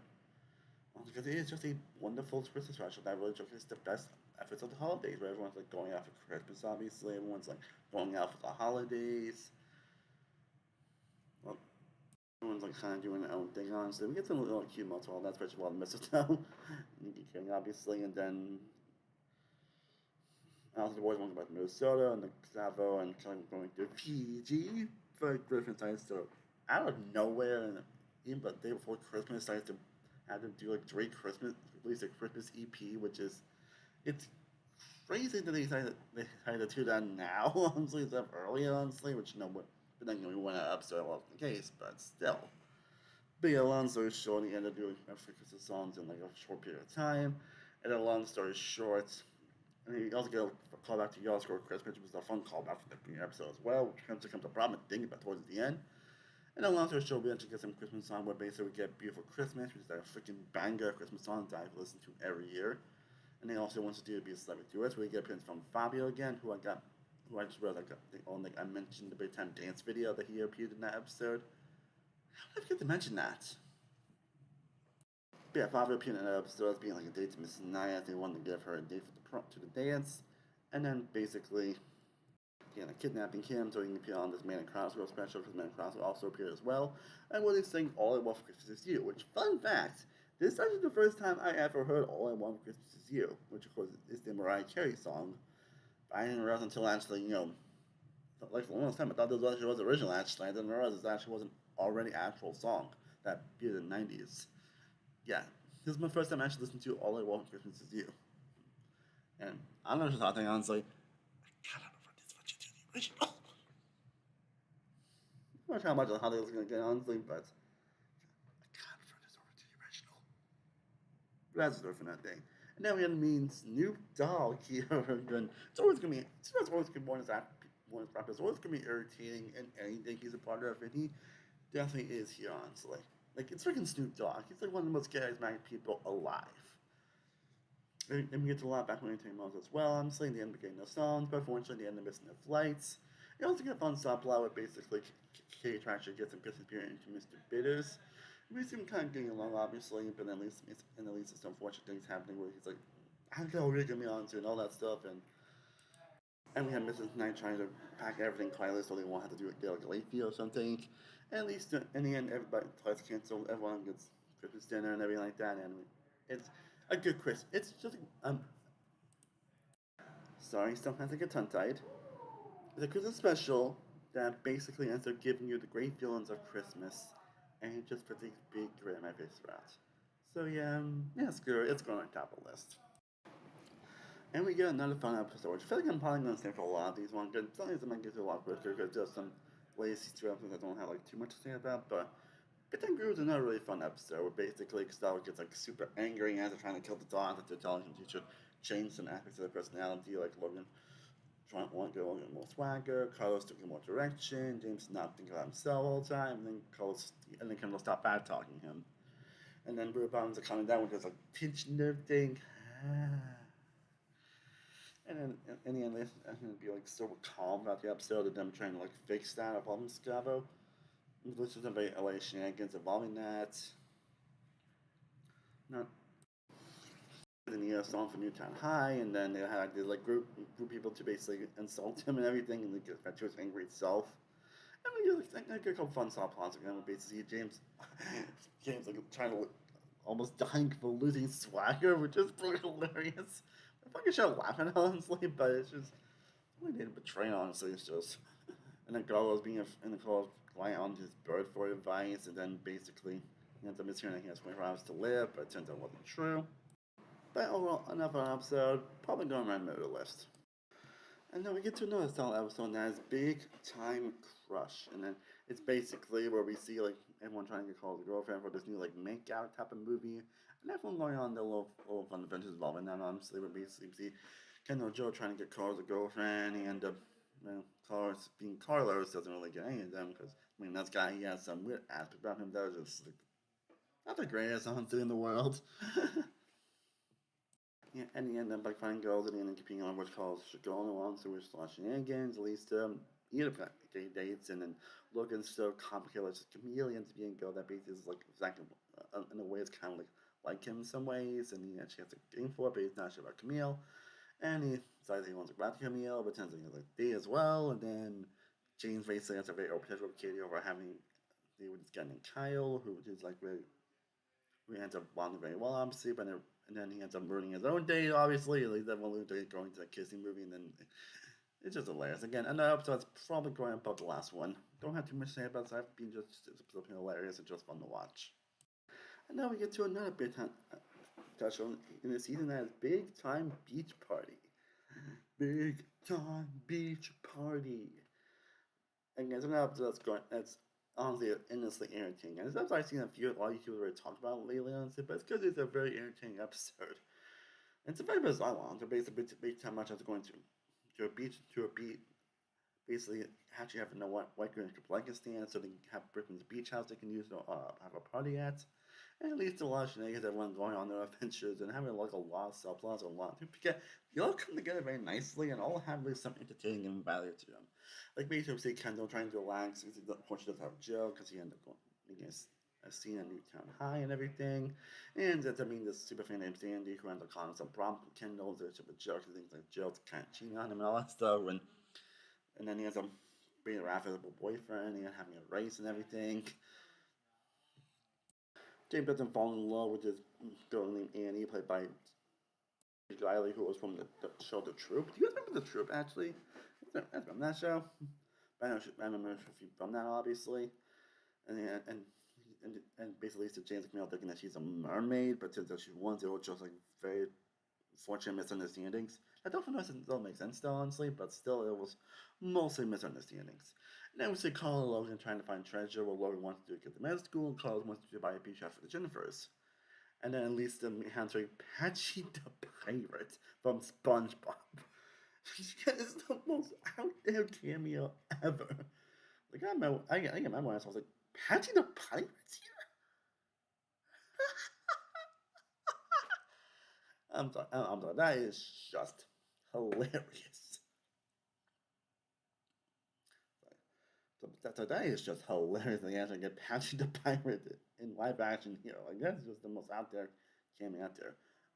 And we also get Prince Russell Brand here, who I'm going to run him. Does beat up on the age the best, obviously, but it's still fun stuff. Okay, he tries to get him to be a manager, but it's not trying to get some on the guys, and Gustav tries to stop the beach party. I guess things, remember that the beach party stuff is kind of what basically led them to start bands to basically like breaking up and everything like that. And those unfortunately get much focus on, but they're still pretty fun when they show up. And it's probably have a lot of subplots and like that. They actually managed to come together very well, and we even get covered them doing Dance Fans by the Beach Boys. But yeah, another fantastic episode that's consistently entertaining for. I think I'm probably going below Big Time Christmas, so it's going to be number 2 at the moment, honestly. But it's definitely one that's again another consistently entertaining special. And now we get to another highly entertaining episode, another one of the best episodes of the show. Big Time Songwriters. And it's basically the guy that's actually trying to write a song actually because like no, oh. You get that watch the episode, obviously. So they basically try to establish to have like a relaxing filled day. Honestly, in the end, the Brian Known songs, they were basically kind of called right around called oh, and then James like called yeah. And if you look at the track list, obviously comes to like the first album, you're like, no, yeah, you know where that's going. But it's still like, entertaining. You get some of the most hilarious slapstick shenanigans from all that stuff where they're trying to find the right things to get the song well, obviously, and try to write and everything, and then trying to use work style will let you learn and everything, taught them and everything, and you get fun stuff with basic Kate, Camille, and Boo Bob try to like come outside with this like house spot thing. Obviously, there's a lot of crazy shenanigans with that, but when he finds out, then he has to like get so angry, he basically like literally collapses, he literally gets out of hard wet cement, which is still pretty hilarious. And then Kelly's putting a stop to everything. I'm like, and that's even basically she like was like turned out speaker, I put the microphone in it. That's a little silly in my head. And then again, the song called oh yeah, that's really mean. Oh yeah. It's probably one of the more generic songs, honestly. It's always been one of my favorites. I guess no episode that's consistently everything. I'm not sure actually what put honestly once season 2 again. Season 2 I feel like gonna be a little more top heavy, honestly, because there are a lot of episodes that are probably going to be up some of my favorites, honestly. I think I'm gonna put it below the 2 special episodes with Christmas Beach Party, but it's still an endlessly irritating episode. Endlessly entertaining. And we get to another like solid enough episode, and that is Big Time Reality, where basically we get Big Time trying to go through a reality show. Which of course goes about as well as you expect, honestly, with them actually all the reality things go with reality TV, obviously, trying to kind of real big time rush and everything, and all the shenanigans that go with that.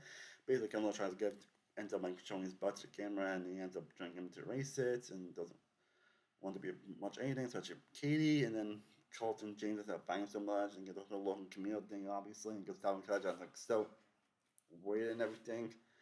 Again, it's an episode, as a whole, I don't really have like too much to really say about it. It's not just endlessly entertaining episode, now I'm probably going to put around the middle list. And honestly, you can probably say the same thing for next episode, which is Big Time Girl Group. Which will have Cynthia Miller. This one she kind of was hoping to be like one of the next big names in Nickelodeon, obviously. And I know this came out. I don't remember this like it came out when Have a Rock came out, honestly, or before that, honestly. But I don't know when they were trying to make Stephanie Miller like one of the next big things in Nickelodeon, obviously. And honestly, she is an enormously talented singer, obviously, from what I remember from the show, from what I remember from listening to her, obviously. She is a very talented singer.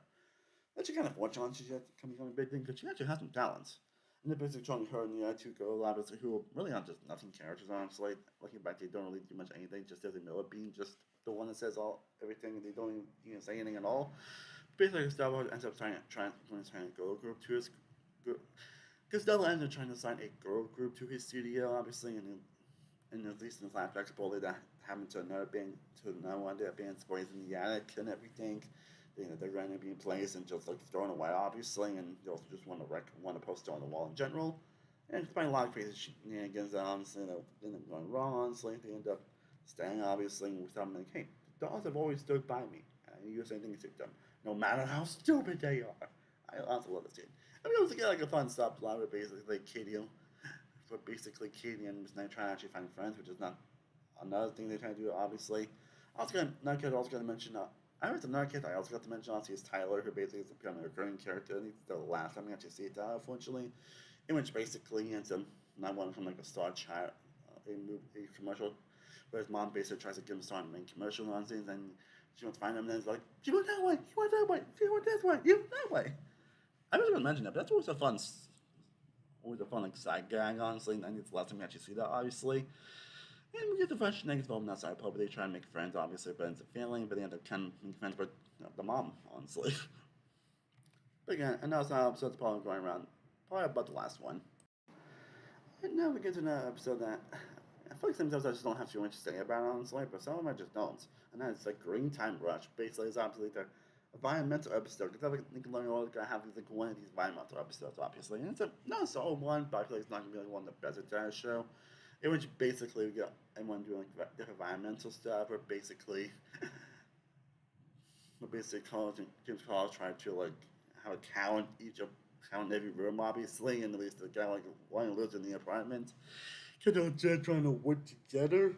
Honestly, Jet just constantly wasted power. Jet in the end tries to use that as the project, honestly, at least to like go and stay with the project, which is not. Because also the project was to have a week off from school, which is kind of pretty hilarious if you think about it. Obviously, Logan actually teaching this like bully, honestly, like, hey, it's okay to not be a bully. And then basically Kate tries to use like different cups instead of like other different cups, obviously that like a whole two environments. We even see like Griffin's like assistant actually talk for the first time. But that's what he sounds like. You have one of those characters, obviously, but it's just for hilarious. Again, just put a big bird in my face. Honest, big ends now when I don't have like too much to say about it. It's probably going towards the bottom, honestly. But that's because I don't think it's bad, obviously. I don't think it's like I said, I don't think it's like a too bad episode in the entire show, honestly. Or at least it's hardly any bad episodes. That might be a couple get to later that are just okay, but no, I think they're bad, obviously. It's just not as entertaining as the other ones, honestly. But it's still entertaining nonetheless.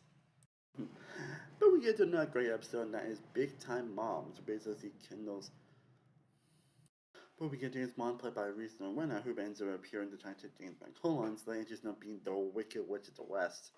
We even get appearance from Luda Ford, honestly. Or I actually didn't know who it was, honestly, who just ever aired, honestly, but now obviously I do because my mom. And then basically try to figure out ways to get him out, obviously, even do this mom song that's actually pretty sweet, but doesn't work, obviously, and leads to a lot of shenanigans involving trying to get him to stay, and then you bring the other moms to come in, to bring on, and she just bitch and messages Mrs. James, obviously, and they work ways, and then everything's happy, hunky dory. And we get a couple fun side plot, basically, Kate and Ruba try to help Mr. Bitter's mom, who ends up not knowing that he's actually a manager and all things it's a friend and everything, and a lot of shenanigans coming, obviously. Yeah, definitely going a little high on this one because it's just a very sweet and kind episode that I love revisiting. Also, turns out the longest thing was actually a Hortense, but her mom may have changed the Logan. Fun fact, by the way. And now we get another fun episode being Big Time Prom Kings. The episode I don't think I really rewatched as much as the other episodes, but it's one that I'm going to appreciate as time goes on, obviously. But basically, then, Gustavo agrees to host a prom on in the studio, Gustavo agrees that he'll like pay for their prom and everything, and host the prom and everything. It was fun. It was a fun thing when he met. Obviously, they end up doing like the why it's my free time. I was like, we got a little. I always like when the show gets a little acceptable and when it's sometimes it gets pretty hilarious. But basically, you can see everyone trying to find dates for the prom. Kind of wants to get out of jail, but honestly, his dad's like very strict after her person curfew. All that stuff, so sticking out. Turns out he's actually from the CIA. And that's he's like, it's not CIA. I didn't say that. loud. It's pretty hilarious.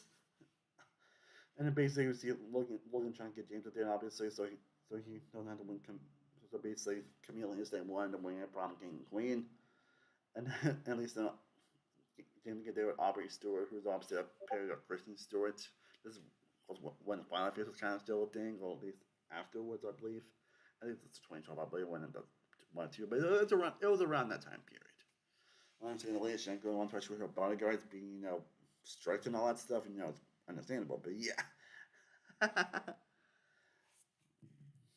And then we see calls basically end up asking Ellen to Jennifer first to try to start one with the heart and everything, and ends up separating them, and then turns out she's not really know what to do when she's not with the Jennifer, which is still a lot. Calls can't break up with her and everything. So, and Costello basically tries to do everything honestly because of firing all the staff and everything, and everything, and then the prom, and then ends leading to Logan and Jamie in a dress, and James in a dress, basically winning prom king queen, which is an hilarious ending to the show. Again, I'll say I'm probably compared to about the last one, honestly, because again, it's not consistently irritating episode.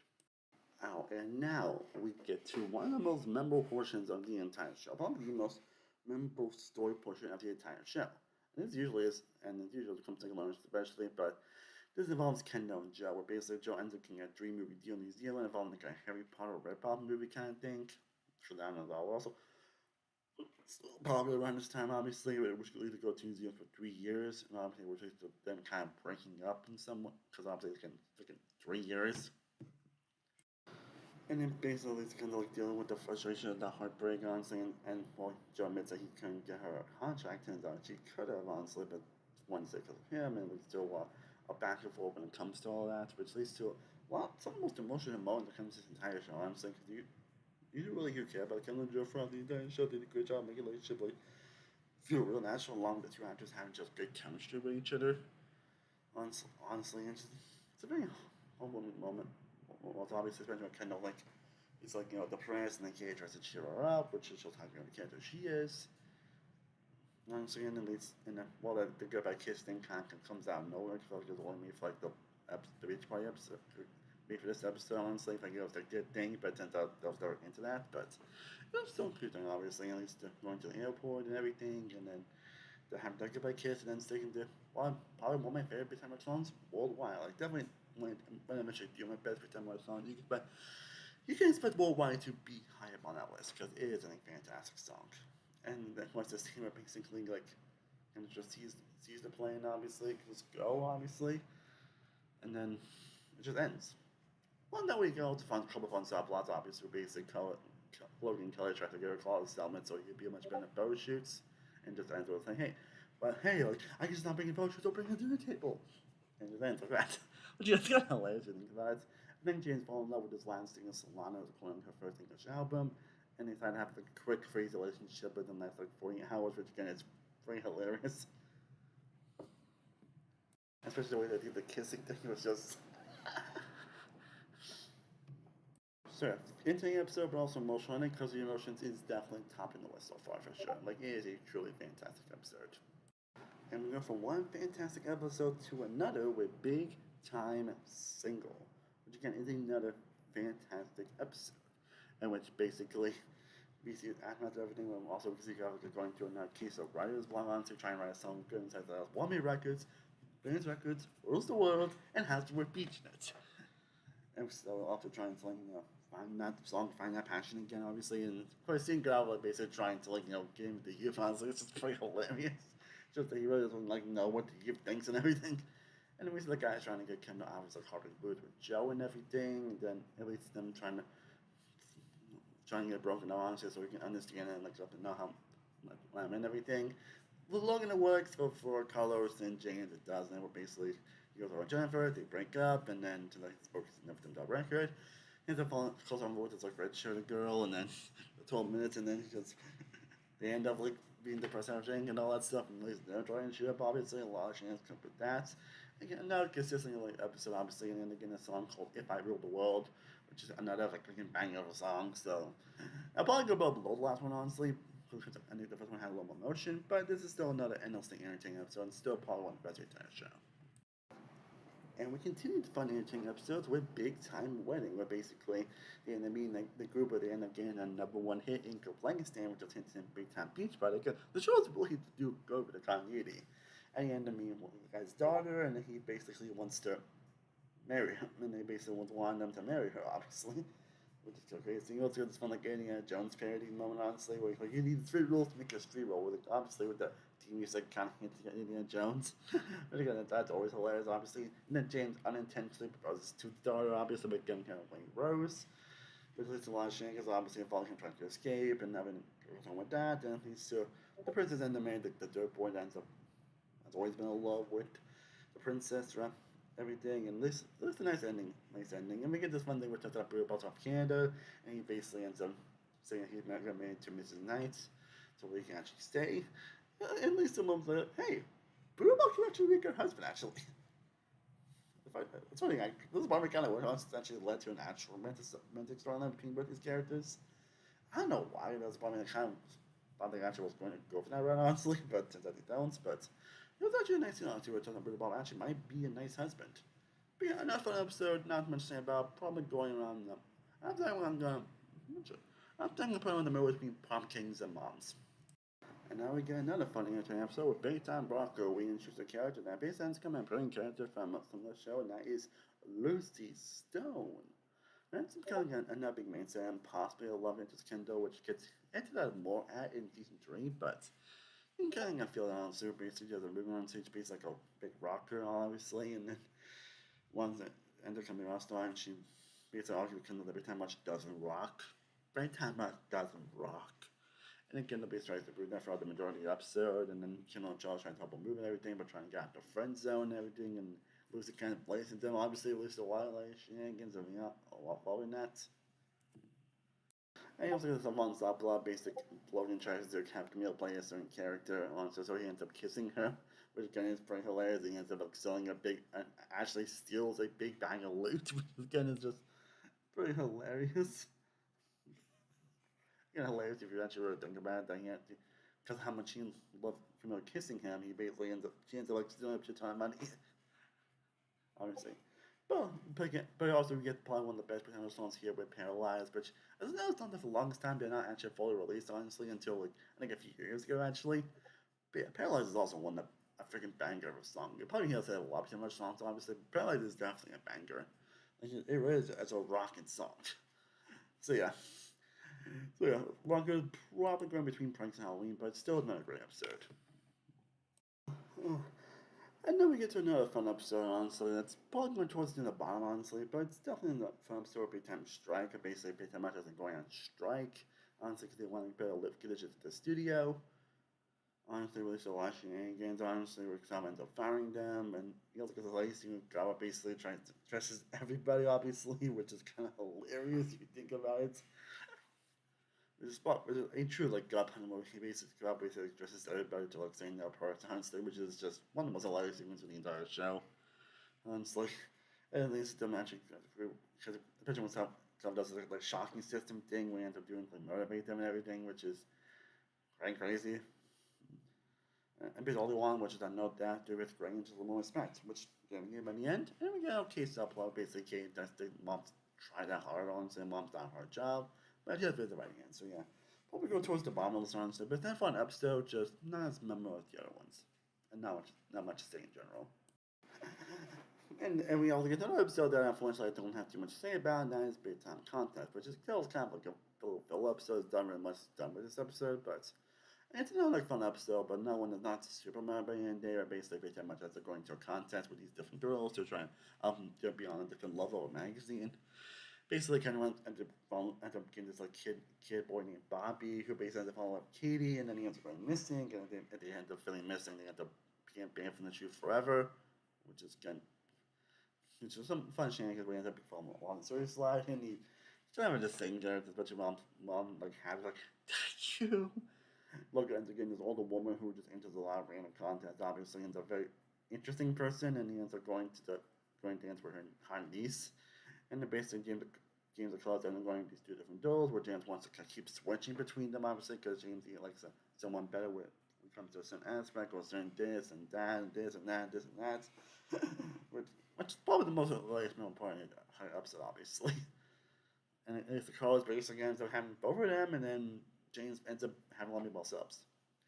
So, so I'll probably put this up a couple. So I'll probably put this above the last one up.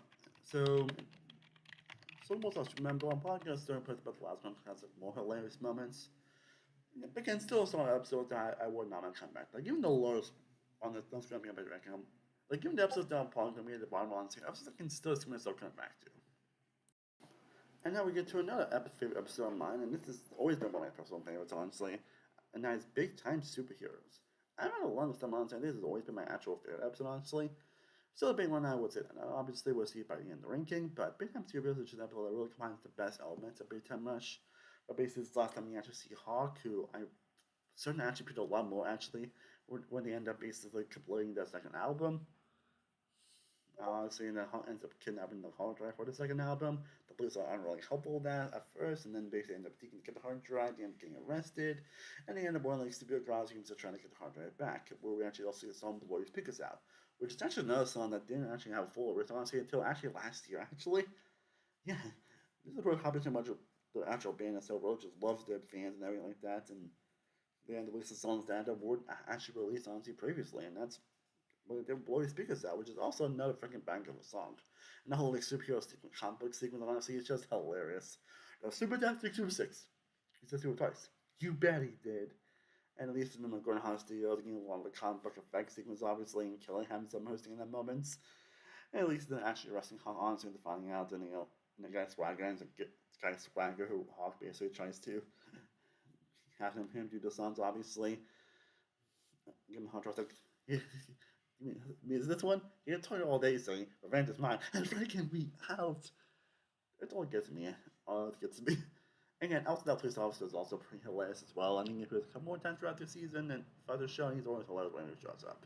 And he also get on a pretty fun subplot that's basically like Ghostbusters parody, where basically this clock that's like so bad, so insanely and so just nasty, and end up destroying the Bob Woods many years ago, but ends up coming back. Then Mr. Bird doesn't want anyone to know that, doesn't want anyone to panic. And it leads to a lot of crazy shenanigans and everything.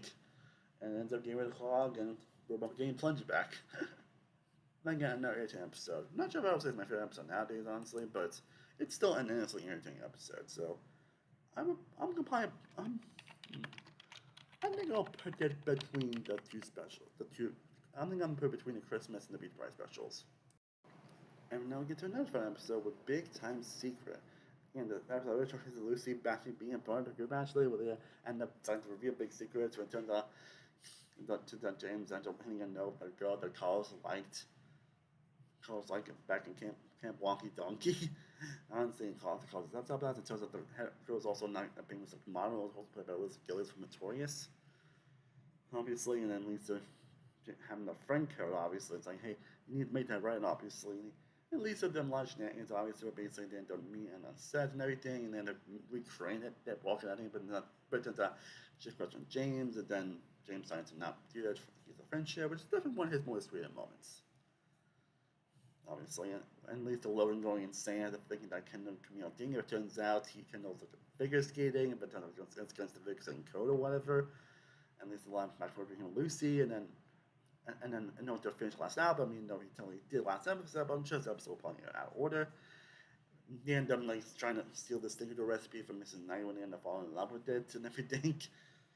All this stuff, which again the whole sequence where they end up getting the recipe was just still hilarious, obviously, and leads to everything just going crazy. And having a fun ending too as well. Again, another episode's probably going around the middle list. And now we have Big Time Interview.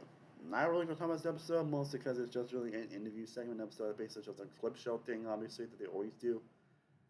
Again, it's really nothing to really say about itself, nothing like anything going to happen here, obviously. It's just a simple interview episode, obviously. Still fun, still an okay episode, obviously, but it's probably towards the bottom of the list in the show so far. Not because it's bad, obviously, but just, it's an interview episode. There's already not much you can say about that. And now we get to the last episode of Season 2 finale. Again, Season 1 was probably my favorite episode of Season 1 on, so now we get the exciting Season 2 finale. In reality, excuse me, it's just another episode where basically the guys end up getting to find so much Layla, obviously, and been yelling and screaming at each other, and then we end up having them. They end up moving out of the apartment, going for different areas. Where Carlton's in the treehouse, and James ends up thinking this guy's apartment, and then kind of all episode trying to get them to actually get back together and everything like that. When you obviously it was all because of video game. It's really all because of video game, which I haven't even figured out even before now until they revealed that. And then we get some part basically Gustavo ends up hurting his back. It's like I say, he can't yell, and then basically he gets this random and this guy tries to help him out, and then they're also them trying to set up the world tour, being the all over the world tour. And then he ends up getting that with Gustavo back to heal, and they end up singing all over again, which is not a banger of a song. It's not too much to say about the actual episode, honestly. It's kind of a letdown when you compare this to the season 1 finale. Even saying, like, the adventure continues, so, like, really? This is the finale? I'm not sure if it was, honestly, but I don't think this is a bad episode. Like, this is still a damn good episode. It still has some hilarious moments, but as a finale, it is kind of lacking in that aspect. So, again, another episode that's probably going around the middle of the list. I think I'm going to put it probably between Secret and Moms. But before we actually get to the NC2, let's also talk about Big Time Movie, which I am going to include in this ranking, obviously, and I am going to include in the overall ranking. And I am obviously going to include in the overall ranking. That is obviously the movie, but not quite similar. But this is also being an interesting one where basically it's a spy movie where Carlos has a dream of being a spy and ends up kind of coming true. He is kind of the princess here, and a lot of misunderstandings and then happen to that, obviously, and then Kate wants to become a princess, and then the evil guy who wants to destroy the moon and everything, and the guy trying to stop him and everything. And we also get the band singing along covers of Beatles songs, which I was like, oh, Jelly Great covers the Beatles songs. If I'm not I think it's actually the first time I actually ever heard the Beatles.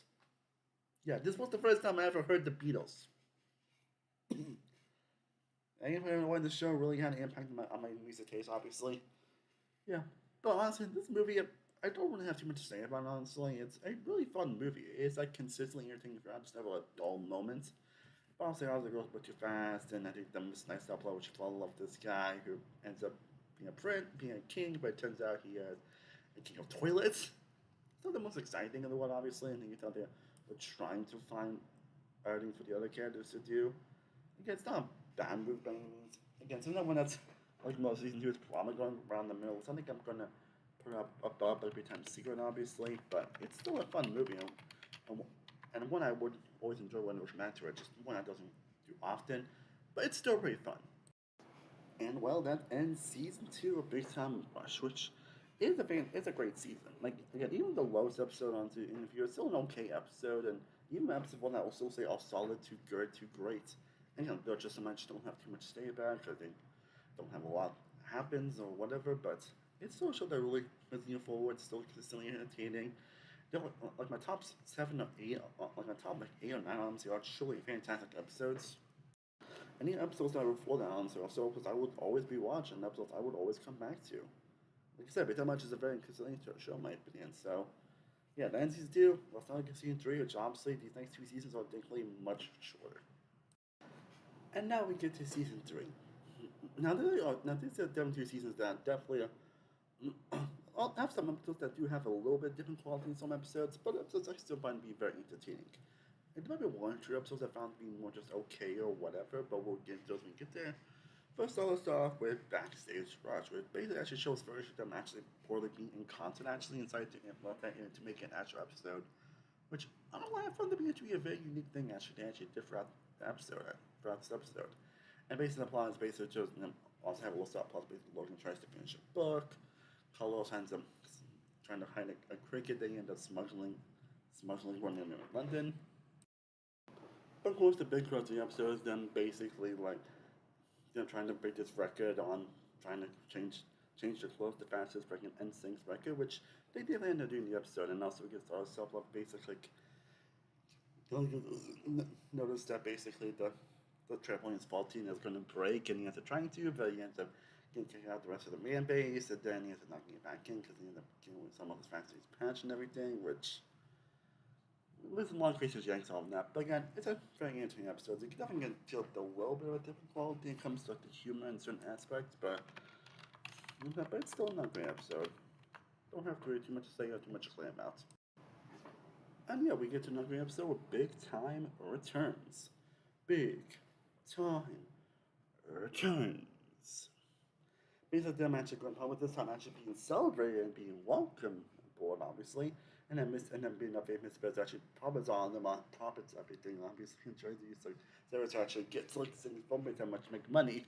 Which person is often not happy honestly and interrupts like certain things and then it leads to her being just a crazy crazy towards them mostly, which is again leads to a lot of hilarious moments. And we go from subplots basic code to get the basic whatever song they pick on the radio and them arguing between like Griffin and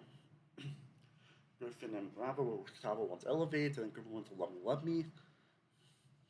But he ends up picking Windows Down, which is also another bang of the song, by the way.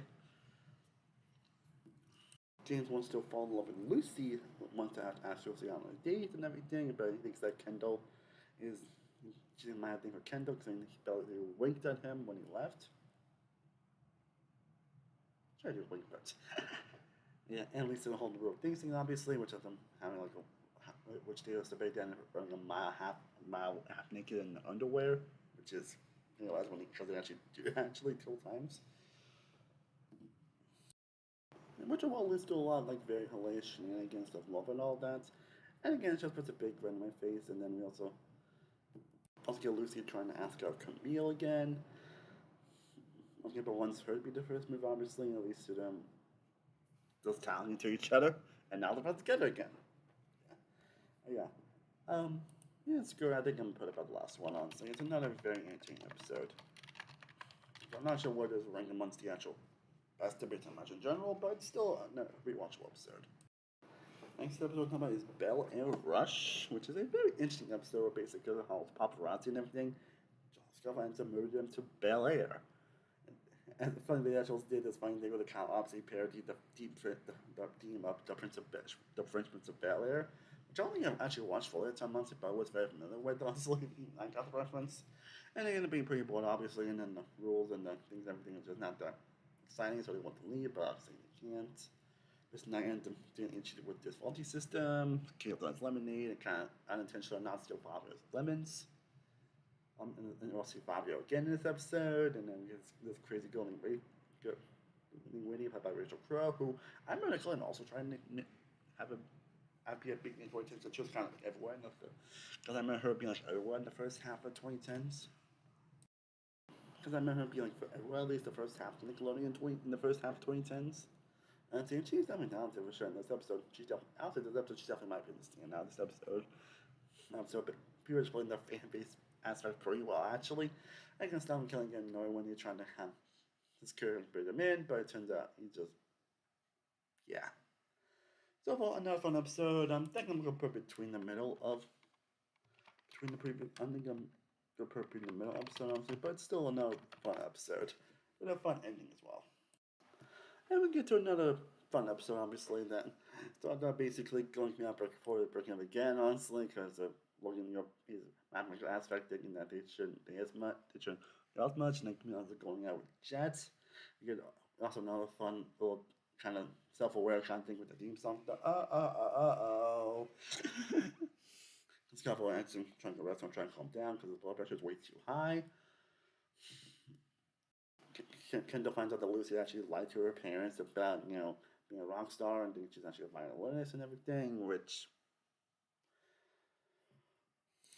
And he ended up going out there with them and with her and her parents, and then Charles ends up going out there with one of the Jennifers, and then Jim tries to help him out by trying not to be as tall as himself. And it's enough fun episode, obviously. Like, I only has like 2 minute laugh out loud moments, obviously, but it does have some genuine heart too as well. And I'm not huge on the whole like cover they did honestly. By the end of it, obviously, because the ending was much better. But I think it's going towards the bottom list so far, honestly. But it's still enough fun episode. Just again, not one whole lot to say about. And then we get to another fun episode with being big time merchandise, in which basically basically different ones that sell merchandise much, but they also don't like it. But then also be like toy scrubbers, toilet shampoo, and dolls that say just weird questionable stuff, Honestly, until they actually try to fix it and everything, trying to have like more catchphrases and have this like thing called Smellivate, have this like thing called Smellivate. But obviously, girls like haywire, obviously, and then Crippin's doing it, pretends that they're right with the horse shampoo and that everything, which is the more shenanigans. Also, gonna mention also the tree hat. Also, gonna mention that they do this tree hat thing gag they also do throughout the show when they're trying to seek it. I believe honestly they always have these like tree hats, which are it's funny that they also wear that stuff honestly, but they're just pretty hilarious honestly. And again, one of the funniest gags in the entire show. I should make a tree hat at some point, but but basically ends up with Kentafe when he's seeking it over again, and then they end up selling those street hats, and the zombie ice squad then calls one throughout the show, and the smell of everything, which ends up yeah. But it's enough fun episode. The only thing that really does bring us down to being towards the bottom of the ranking is probably the Katie and Bitter subplot, which never really did anything for me, honestly. So yeah, it's probably going towards the bottom, honestly. Even though I do think much of that actually pretty entertaining, but that subplot does kind of drag me down a little bit. And now we get to definitely some really good episodes, obviously, with big time surprise. Which is definitely being a good one, obviously, where basically Kendall tries to finally ask out Lucy, and then he ends up reuniting with her ex-boyfriend who reports they cheated on her, thinking that she has changed as a person, and when Kendall realizes that and admits that, he will be confused when Joe will come back. Basically, we see him make out with another girl, and then tries to prove innocent. There's a lot of weird shenanigans involving that, and kind of questionable things. Because I feel like there are a couple things where I feel like this should have been really more. Really had to go for that length on scene. Please honestly, we could have had this done more easily, but whatever. They had like James and Jen dressed up as girls because obviously you can't have like freaking Nickelodeon show without that. Like I always get a lot of kind of shows really do that one boy throughout the show. They always have characters dressed up as girls. It happens more on these shows than you think, actually. And basically, all the shenanigans lead to Jen and Lucy finally kissing, actually. And then it opens, like, and we see Kendall? Joe? Yeah, and Joe ends up appearing. Yeah. And along the way, you also get a phone call side plots of basically Katie and Miss Sniper about trying to find out basically what's going to happen next week's episode, like who's actually returning and everything. And then Kent calls in, and then Carlos and London basically trying to really kidnap Griffin because he wants to be kidnapped in order to see what will happen. Agreed to also having solo records in that, and honestly, leads to them thinking they actually recycled Griffin, which again, leads to, at least at least to that elevator scene when even they're like, so that's a surprise ending. Joe is back. Like, which well, I'm not sure that was actually what they're playing on, honestly, but it's still an entertaining episode, so it's easily going on top of the list. And now we get an episode that basically is the aftermath. And we also get this funny intro that basically kind of mimics like what actually happened. It kind of makes fun like if that actually happened, but that just makes it pretty hilarious. And leads to a lot of opposite. It turns out the movie set just kind of burnt down, and now she's back. And then now Ken is confused on what he actually wants to do, like who he actually wants to choose or be around.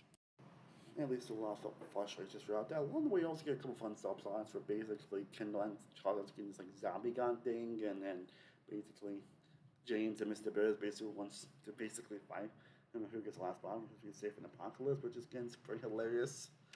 And while he does research the mom's job with Bill, I'm also trying to grab a rat and everything and making him like brains. It's still pretty hilarious. And then Key ends up only rock records like 3 hours, honestly, and to make enough shit ton of money just to get her hours, get community hours. And that leads to her getting her welcome advice to Kendall, obviously, about just taking a walk and then see what happens. And then we hear the song No Idea, which is also another banger of a song by this long length, which also fun fact honestly which fun fact it actually is what the song actually was a cover of an all-time low song actually. Man, I still have not listened to that original song, but that's definitely a fun aspect. And I would like to actually throughout the sequence see there were hints I think he's gonna pick Lucy, but then he opens the door and he ends up picking Joe. Like I'm not sure what that was the plan honestly, where he was gonna go back together with Joe or Lucy or whatever, but it's actually there's a very clean plot line. Like you don't really know what's really gonna happen. Like so there's definitely a good and bad reason why he should pick Joe or Lucy. He went that throughout the episode because he knew who else was going to pick. The other was going to end up leaving. And he ends up picking Joe. So yeah, another great, fantastic episode. And also, going definitely up the last one, so definitely top of the list so far. And now we have another episode that I just always love watching, and it's Big Time Babysitter. And all those babysitting, which basically we see the gang basically babysitter's got this old rock star baby Lace who's like having health issues and is prone to having heart attacks and all that stuff. And then basically Kendall Logan ended up babysitting him, honestly. And while Kendall's trying to get through the awkwardness comes to Joe, I'm saying at least they're not just like happy. At least I'm good. They're like not happy Uncle Dory like after the last episode. They're like still a lot of confusion over everything that went on in the last episode. Like some awkwardness and everything. Like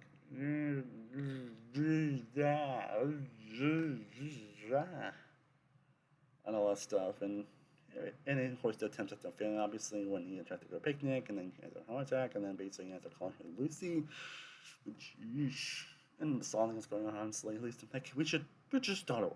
And all that stuff, and see where from there. And that's kind of basically what happens. Happens definitely nice. And then the Bayless character was definitely pretty hilarious. Gustavo and we see Gustavo and Killer trying to help get back his green jelly beans, obviously, that he requests to be in there, but this old little rapper thing guy ends up taking all the jelly beans on because he doesn't want to get fired, and then basically James and Carlos babysitting Katie to get some toys, and then he ends up being smart and then trying to go to his arcade thing, then she was more fun hanging out with them, which again is kind of funny. And the rap guys are throwing up and then going about jelly beans thing. So yeah, probably going between them. It's not consistently hilarious episode. It's probably going between the last two, honestly.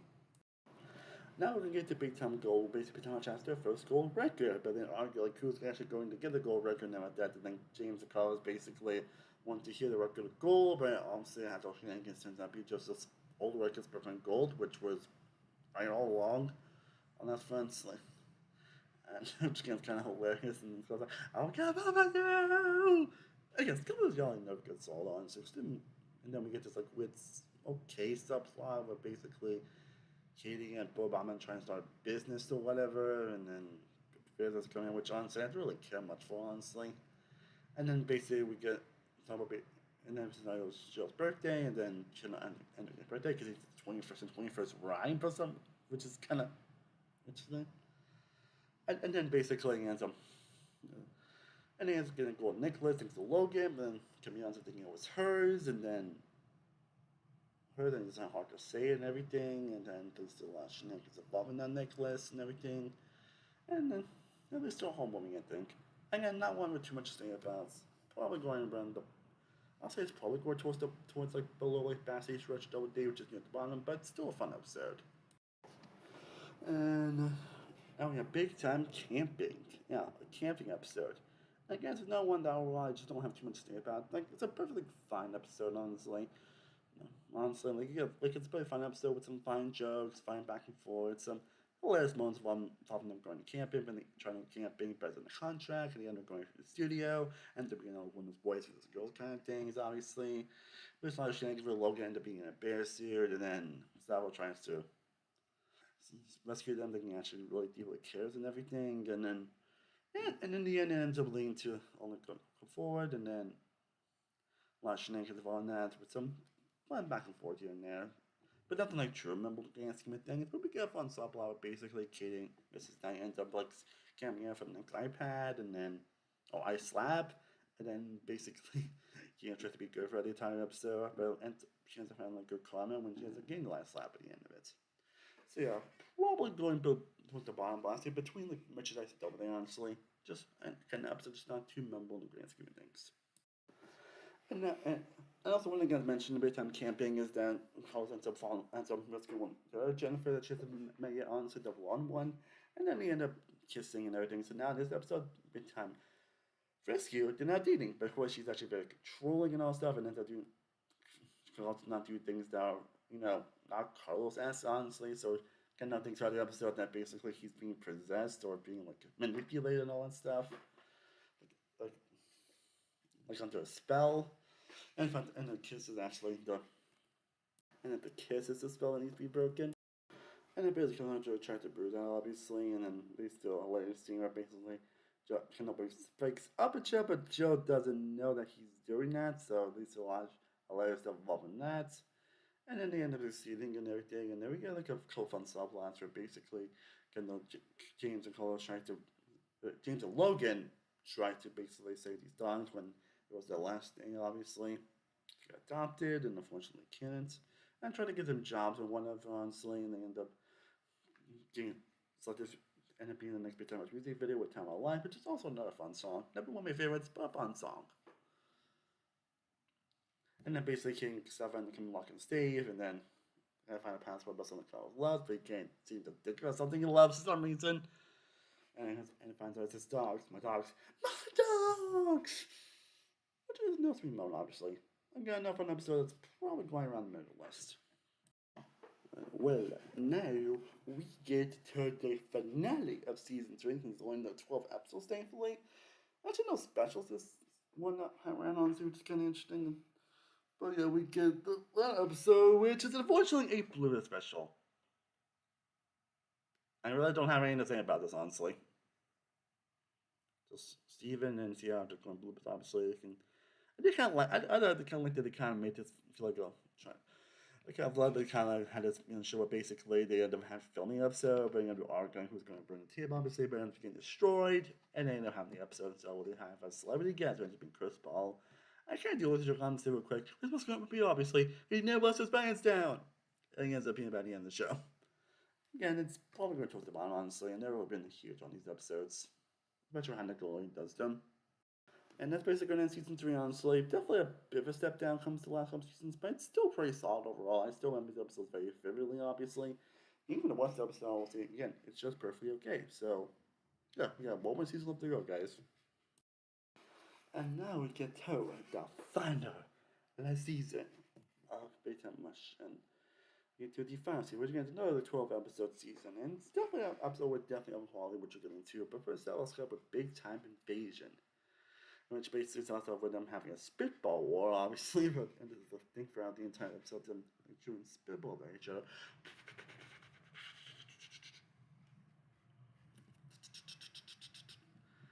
And then we get like the big like boy band invasion that's happening, obviously, with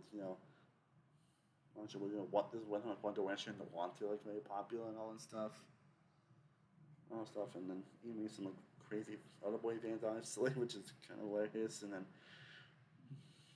then basically leaves a lot back for basically guys think they're gonna be a manager because I was like really working them too much and everything, or no one that's one with connections and everything. At least they're basically Kendall and Carlos going one other side, and then Jason going another one.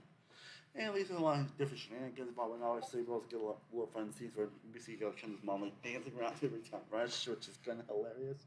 A little cringy, but kind of hilarious. And then she's like, "Hey, just do what you do best, honestly, and just do it if nobody's around." So it's a song like Nobody's Around, which is a freaking banger of a song. Do the way you do it like nobody's around. And then we get okay sunflower beats that Mr. Bears basically turns everything to like a business thing, and then Key tries to make a friend that's not with guys he can try to go talk about boys with, and then yeah, again, not a pretty solid episode. Not sure how high or low it's going to make amongst the other Big Time Much episodes, but it's a solid one.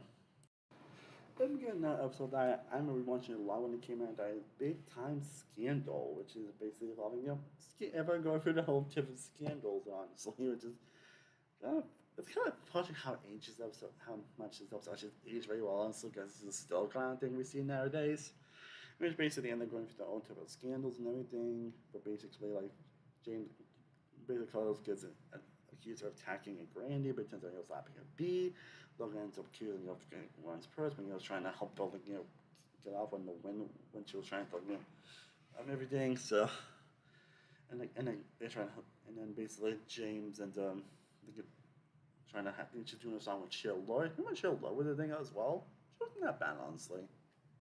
Well, I know we get Kendall basically trying to.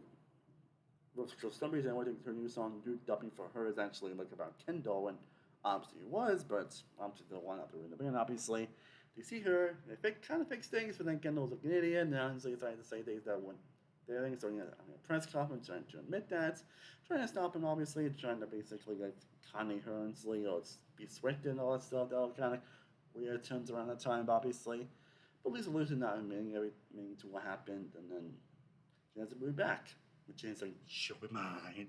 Which just basically it's like big plot line throughout the entire season 4 is him like basically falling in love with Lucy. I told you New York, I think for Lucy honestly, but this kind of that's kind of a Jen Hunter episode. Like, she, I was like, hey, Lucy, and see what you grab me. Try again. Which is another one. So yeah, it's definitely going by the last one.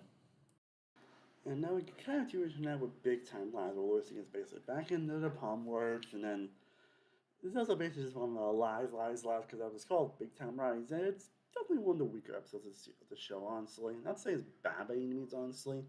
Being a, I don't know if I was watching it now, a bit one of my favorites, honestly, because I don't know if it's how to get this act, honestly, but it's also not the most funniest episode in the world, though it does have its moments, obviously. Basically, kind of lies about what Lucy's doing and everything like that, and then basically her supposed to trying to Kendall back, but turns out she just wanting to get new material for a new album, for new music and all that stuff. And then of course we got two scenes where basically kind of ends up getting his pants on fire, which are definitely pretty hilarious, I'm not gonna lie.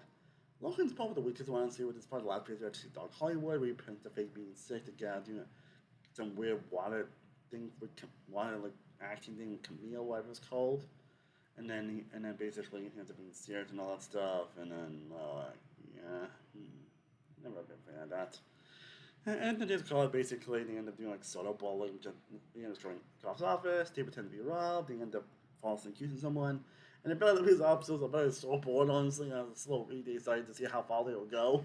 Which that's also pretty less obviously, but yeah, it's probably going to the bottom, probably going towards the bottom of my overall rankings. Not the episode was honestly. In the worst episode of the show, like, it's not bad by any means, obviously. It's not like a horrendous, like, terrible episode. It's just written on as fun as entertaining the others. Simple as that. Sometimes they're out of episodes. And I'll pretty much say the same thing. Big time bonus for basically the boys want the money, honestly, and then they basically give them each $5,000 to like basically save up, honestly, and then they can get their accounts and everything.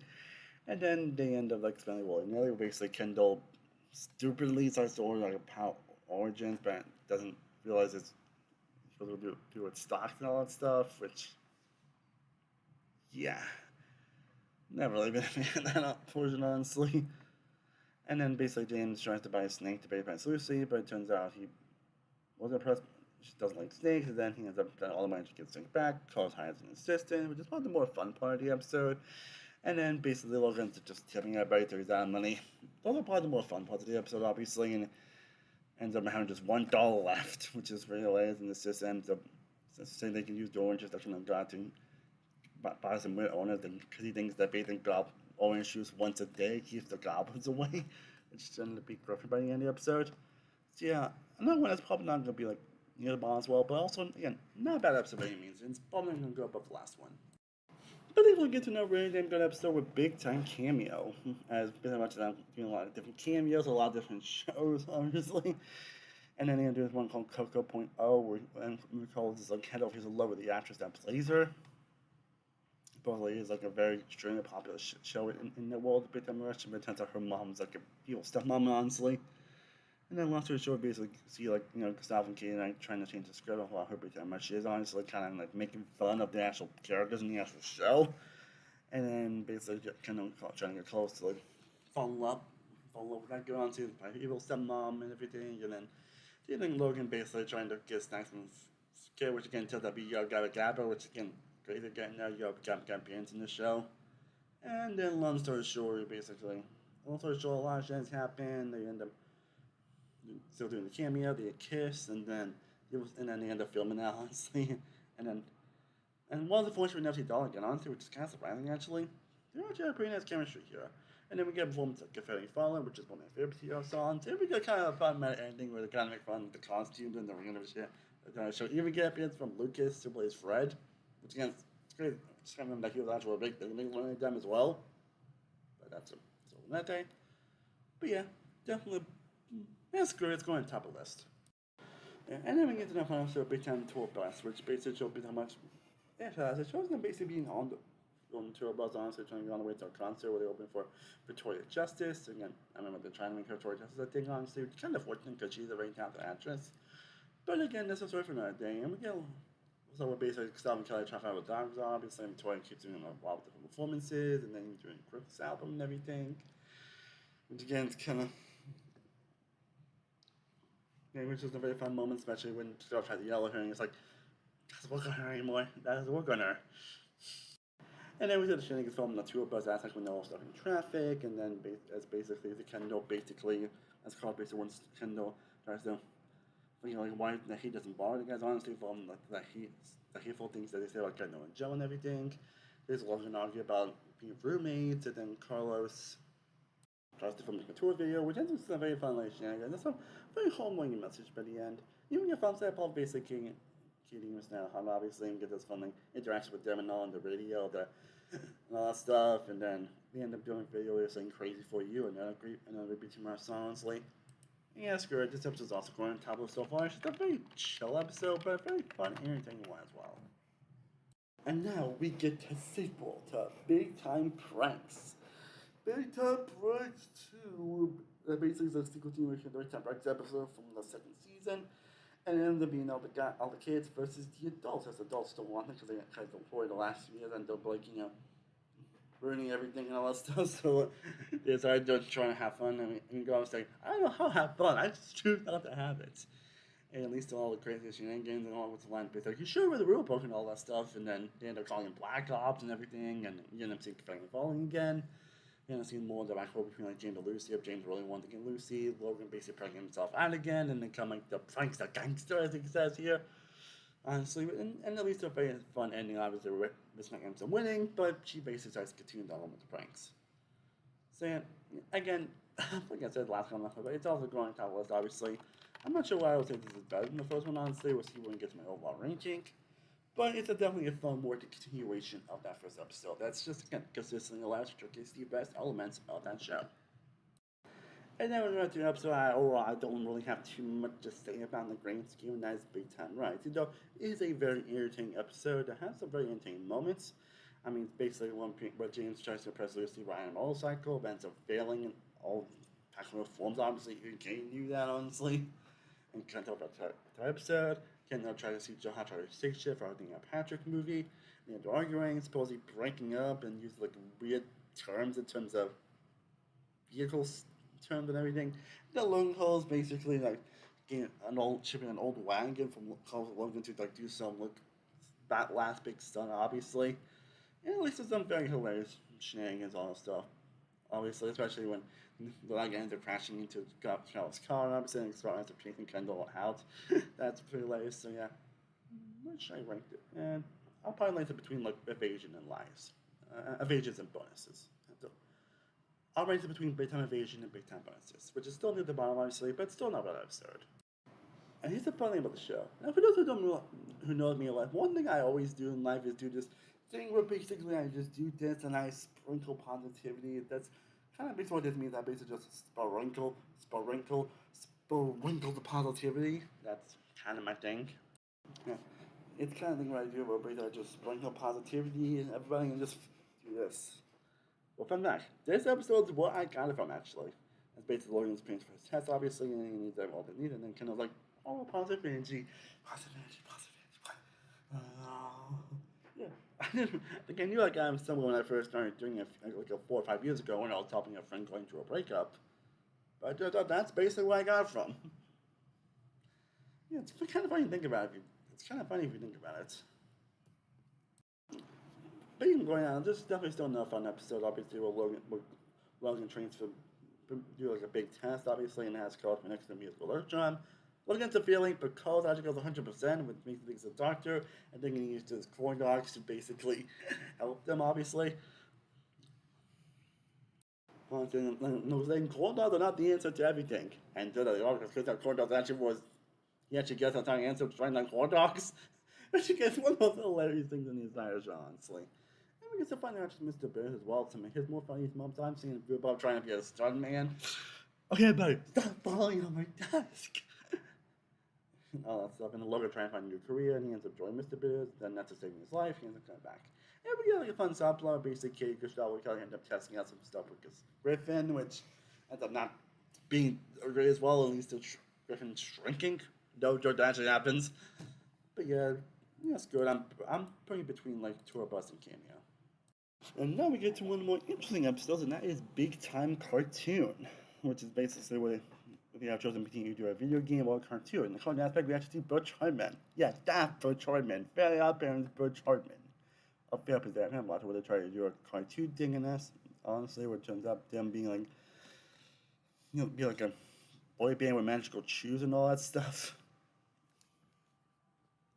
And then they like it, and they're doing the video game, and then the power ends up going out, and the unintentional lights of off, obviously, and turns out they were wearing clothes that make you feel like they actually are aliens, which leads to a lot of weird stuff that happens in the episode, and then lets you using the shoes to get out of it, and then we end up doing the cartoon and everything when they get clothes, and then you get an actual cartoon portion, which honestly the animation here kind of sucks, honestly. But it's kind of unintentionally hilarious on that aspect, honestly. Where they basically end up like trying to crashing on an island, and the guy traps them, they escape. You see Song for You, which is also a pretty damn good song, honestly. They're underrated song, actually. And then we're going to concert pterodactyls, and we get this weird subplot where basically Boobop ends up falling down, digging his Cosmo from the Valley of Parents, granting wishes, and then this night things actually come true when he gets rid of like the tuba plate, give it this like big drum plate player that's upstairs, Pizza, Jack, and all that stuff, and then and then ends with that hatching being fixed and everything, but the actually doesn't really end when he says, "Who's Bob?" Like, you don't really get a proper conclusion, honestly. So, actually, I don't think this is like the worst episode of the show, honestly, in my opinion. So, I'm probably going to put it between bonus and lies, honestly. Because I just find a little more unintentional hilarious this episode, obviously, but yeah, if anyone would think this episode is probably the worst, honestly, I would not complain. So, folks, we have 2 episodes left. I hope you all have been enjoying this episode series. Again, if you haven't, feel free to hit that like and subscribe button. And again, let me know your thoughts on the show down below. And again, along after this next 2 episodes, I'm going to do my overall ranking. And again, I'm going to do eventually, probably do a couple episodes where I'm going to rank every top of my favorite characters and top of my favorite songs. So expect that those coming away very soon. Just need to figure out what show will my favorite songs, honestly, which I know is going to be difficult because obviously I love the majority of their music. So, but yeah, now we get to Big Time Breakout, which is basically the second to last episode of the series where after releasing that third album, we're not forgetting that which Big Time Rush member is going to, well, break out. It's going back down on like doing a soul career, going out Broadway, or hosting a game show, which boy happened a lot of bands, unfortunately, especially after that third album. And of course, we did kind of try and put them together, where we see James basically trying to be the one to be the soul artist. Carlos trying to do the Broadway thing, and then Logan trying to do a game show thing, and kind of trying to get one together, obviously, and all that trying to keep them all together. And Layla's a lot of shenanigans, obviously, or at least them trying to go into something, into a lot of different game show aspects, and then that game show aspect, honestly, it's just pretty hilarious throughout. Obviously, Cooper ends up winning, but then the Katie could basically be trying to get them to try and get them nominations for the Teen Choice Awards. Well, so Anthony gained them a record-breaking 5 nominations, so, and I hope they get like a Purple Rocket, which obviously is a parody of the whole Kids Choice Awards and everything, so, yeah. But yeah, another very entertaining episode, obviously. Another very entertaining episode, one I always enjoy coming back to, so I'm going to put between Big Time Pranks 2 and 12 Best, honestly. Yeah, that's good. I think I'm pretty dying. It's just a very entertaining episode, one I have enjoyed coming back to. That should be the second last episode of the entire show. Well, now we have made it to the last episode of Big Time Rush, Big Time Dreams. Another special, actually, which of course makes sense, as they are with the Teen Wars, obviously, and we get a lot of special guests, a lot of people from the show, where we get Mindless Behavior. Here's my Mindless Behavior was the thing, honestly. Nick Cannon, who, well, he's kind of still popular. The guy basically is part of the time of his career. Carmen, yeah, Carmen was the thing, honestly. Why are you doing music? Yeah, Mahomes thing, obviously. You also get Austin Mahomes, but it was kind of the high of his career, honestly, but I don't think it's done much, honestly, if I remember correctly. You also got Ryan Neal appearing as well, and you also got Alexa Vega, who I don't remember this was actually when he started in Carlos. I think it was supposed to be around that time, if I remember correctly. Correct me if I'm wrong on that, but basically, I know she and Carlos are now like dating and they have kids together, so yeah, basically, this is all they want to do is get like a Purple Rocket and 105 awards, and then we get a lot of shenanigans where they cover evil plot where the guy's going to bring out all these using this like mac and cheese thing. And I'm saying then they try to cover shows obviously where Logan tries to find the goop room, obviously, which obviously is a parody of slime, because that's also a popular thing in the Kid Choice Awards at the time, and still kind of is. Slime. All I want to do is get slimed. They try to finally get Carl's girlfriend, which has been a big thing Carl throughout the majority of the show. And he has to choose between Law and Jeffers, who you don't even really got. They actually didn't appear at all for season 4, and at least 2 of them, because one of them brother feel like a certain involved in somewhere. That could be a son of the actress. Well, the actual actress. Bear has to choose between which Jennifer to choose, obviously, but into between Lex Vega. Honestly, because she also being inspired, she also really liked him since her first album, which is kind of sweet, honestly. And then James also wants to read to Lucy, who also appears in this period because then became Ted, she ended up leaving for a European tour, around saying goodbye. And then they have to, because Austin Mahone to basically like take his spot so he can talk to her about it and everything, and then they end up kissing. It's kind of left field, honestly, but yeah, here's what it is, I guess. And then we can also talk about KTK wants me Austin Mahone, but turns out she actually put the he passes in the dishwasher, and then he ends up having and then tries to cheer her up and try to have a big party afterwards. And then basically, Lisa could be upset about everything, and then have a nice talk with Miss Nan and everything, and then she has to join the rest of the nights, and they end up falling into plans and everything, and all that stuff, and then they end up getting best song. Hey, Thomas! And then Kendall seems like, this is it, being with you guys. And we get to it. I was saying, Nickelodeon, you just do pretty well when it comes to serious matters at times. Like, if don't get underrated when it comes to, I think it shows pretty well, actually, and this is no exception. Sometimes the shows sometimes don't even have an actual ending, but at the end, it honestly ended pretty well here. But yeah, we basically get like a montage on everything that went on in the show, all the scenes that happened throughout the entire series. Well, you're seeing the song "We Are," which is just one of the best songs, honestly. Like, I feel like I say it for a lot of songs, honestly, but this is really one of the best. Like I said, one of the more emotional ballad songs, honestly, and it really hits when it comes to the production, comes to the vocals, honestly. Like, it's not like the most unique lyrically, honestly, but it comes to production, honestly, when they actually play it throughout all this montage stuff, honestly, it's really beautiful. Like when you see how much of the characters have grown throughout the entire series, and it's really touching. And then to Kate actually meeting Austin, obviously, and then Griffin coming in number one CEO in the world, and then one dance, one last time, Big Time Rush. And yeah, incredible finale.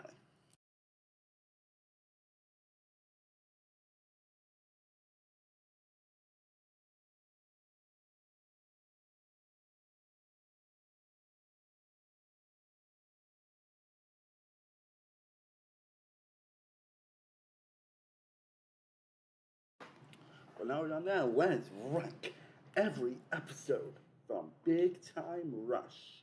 All 70 episodes. I hope you all enjoyed this series. I sure know I did. It's so much fun talking about this show.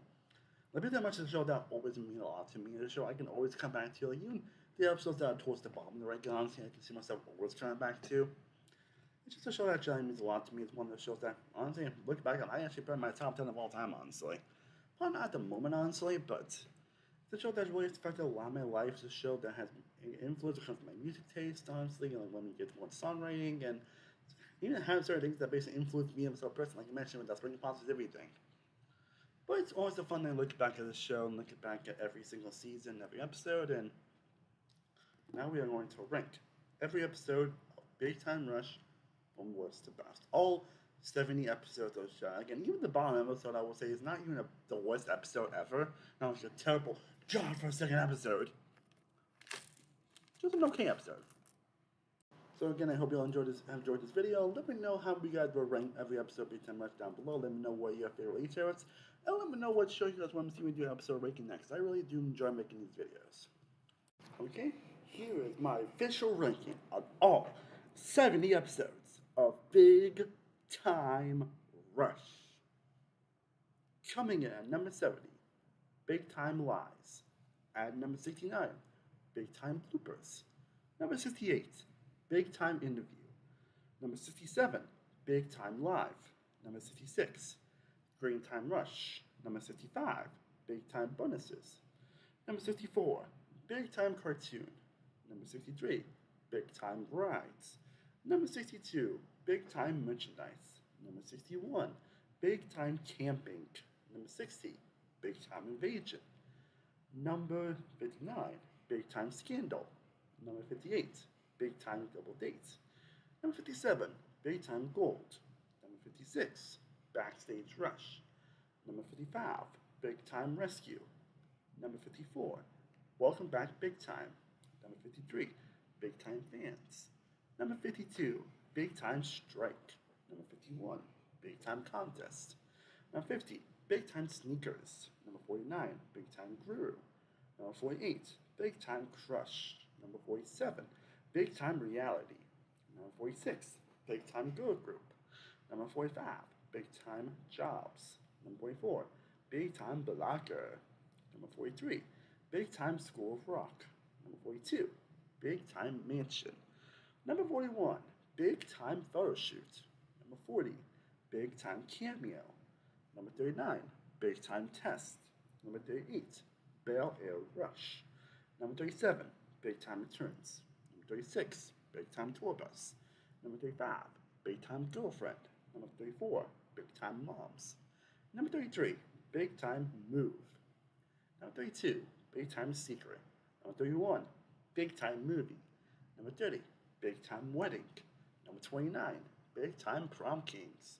Number 28, Big Time Breakout. Number 27, Big Time Video. Number 26, Big Time Crib. Number 25, Big Time Fever. Number 24, Big Time Party. Number 23, Big Time Dance. Number 22, Big Time Sparks. Number 21, Big Time Halloween. Now we're top 20. Number 20, Big Time Rocker. Number 19, Big Time Surprise. Number 18, Big Time Babysitter. Number 17, Big Time Audition. Number 16, Big Time Break. Number 15, Big Time Terror. Number 14, Big Time Demos. Number 13, Big Time Decision. Number 12, Big Time Pranks 2. Yeah, so I think this is the first one's still better. Number 11, Big Time Love Song. Now reach top 10. Number 10, Big Time Pranks. Number 9, Big Time Songwriters. Number 8, Big Time Beach Party. Number 7, Big Time Superheroes. Number 6, Big Time Dreams. Number 5, Big Time Christmas. Number 4, Big Time Single. Number 3, Big Time Bad Boy. Number 2, Big Time Breakup. And my number 1 favorite episode of Big Time Rush is the season 1 finale, Big Time Concert. Well, we've done it. I hope you all enjoyed this ranking, guys. I am Samuel Wolf from Samuel Productions. I will see you next time. As always, stay cool, Betty, and here's a sprinkle of positivity your way. Peace.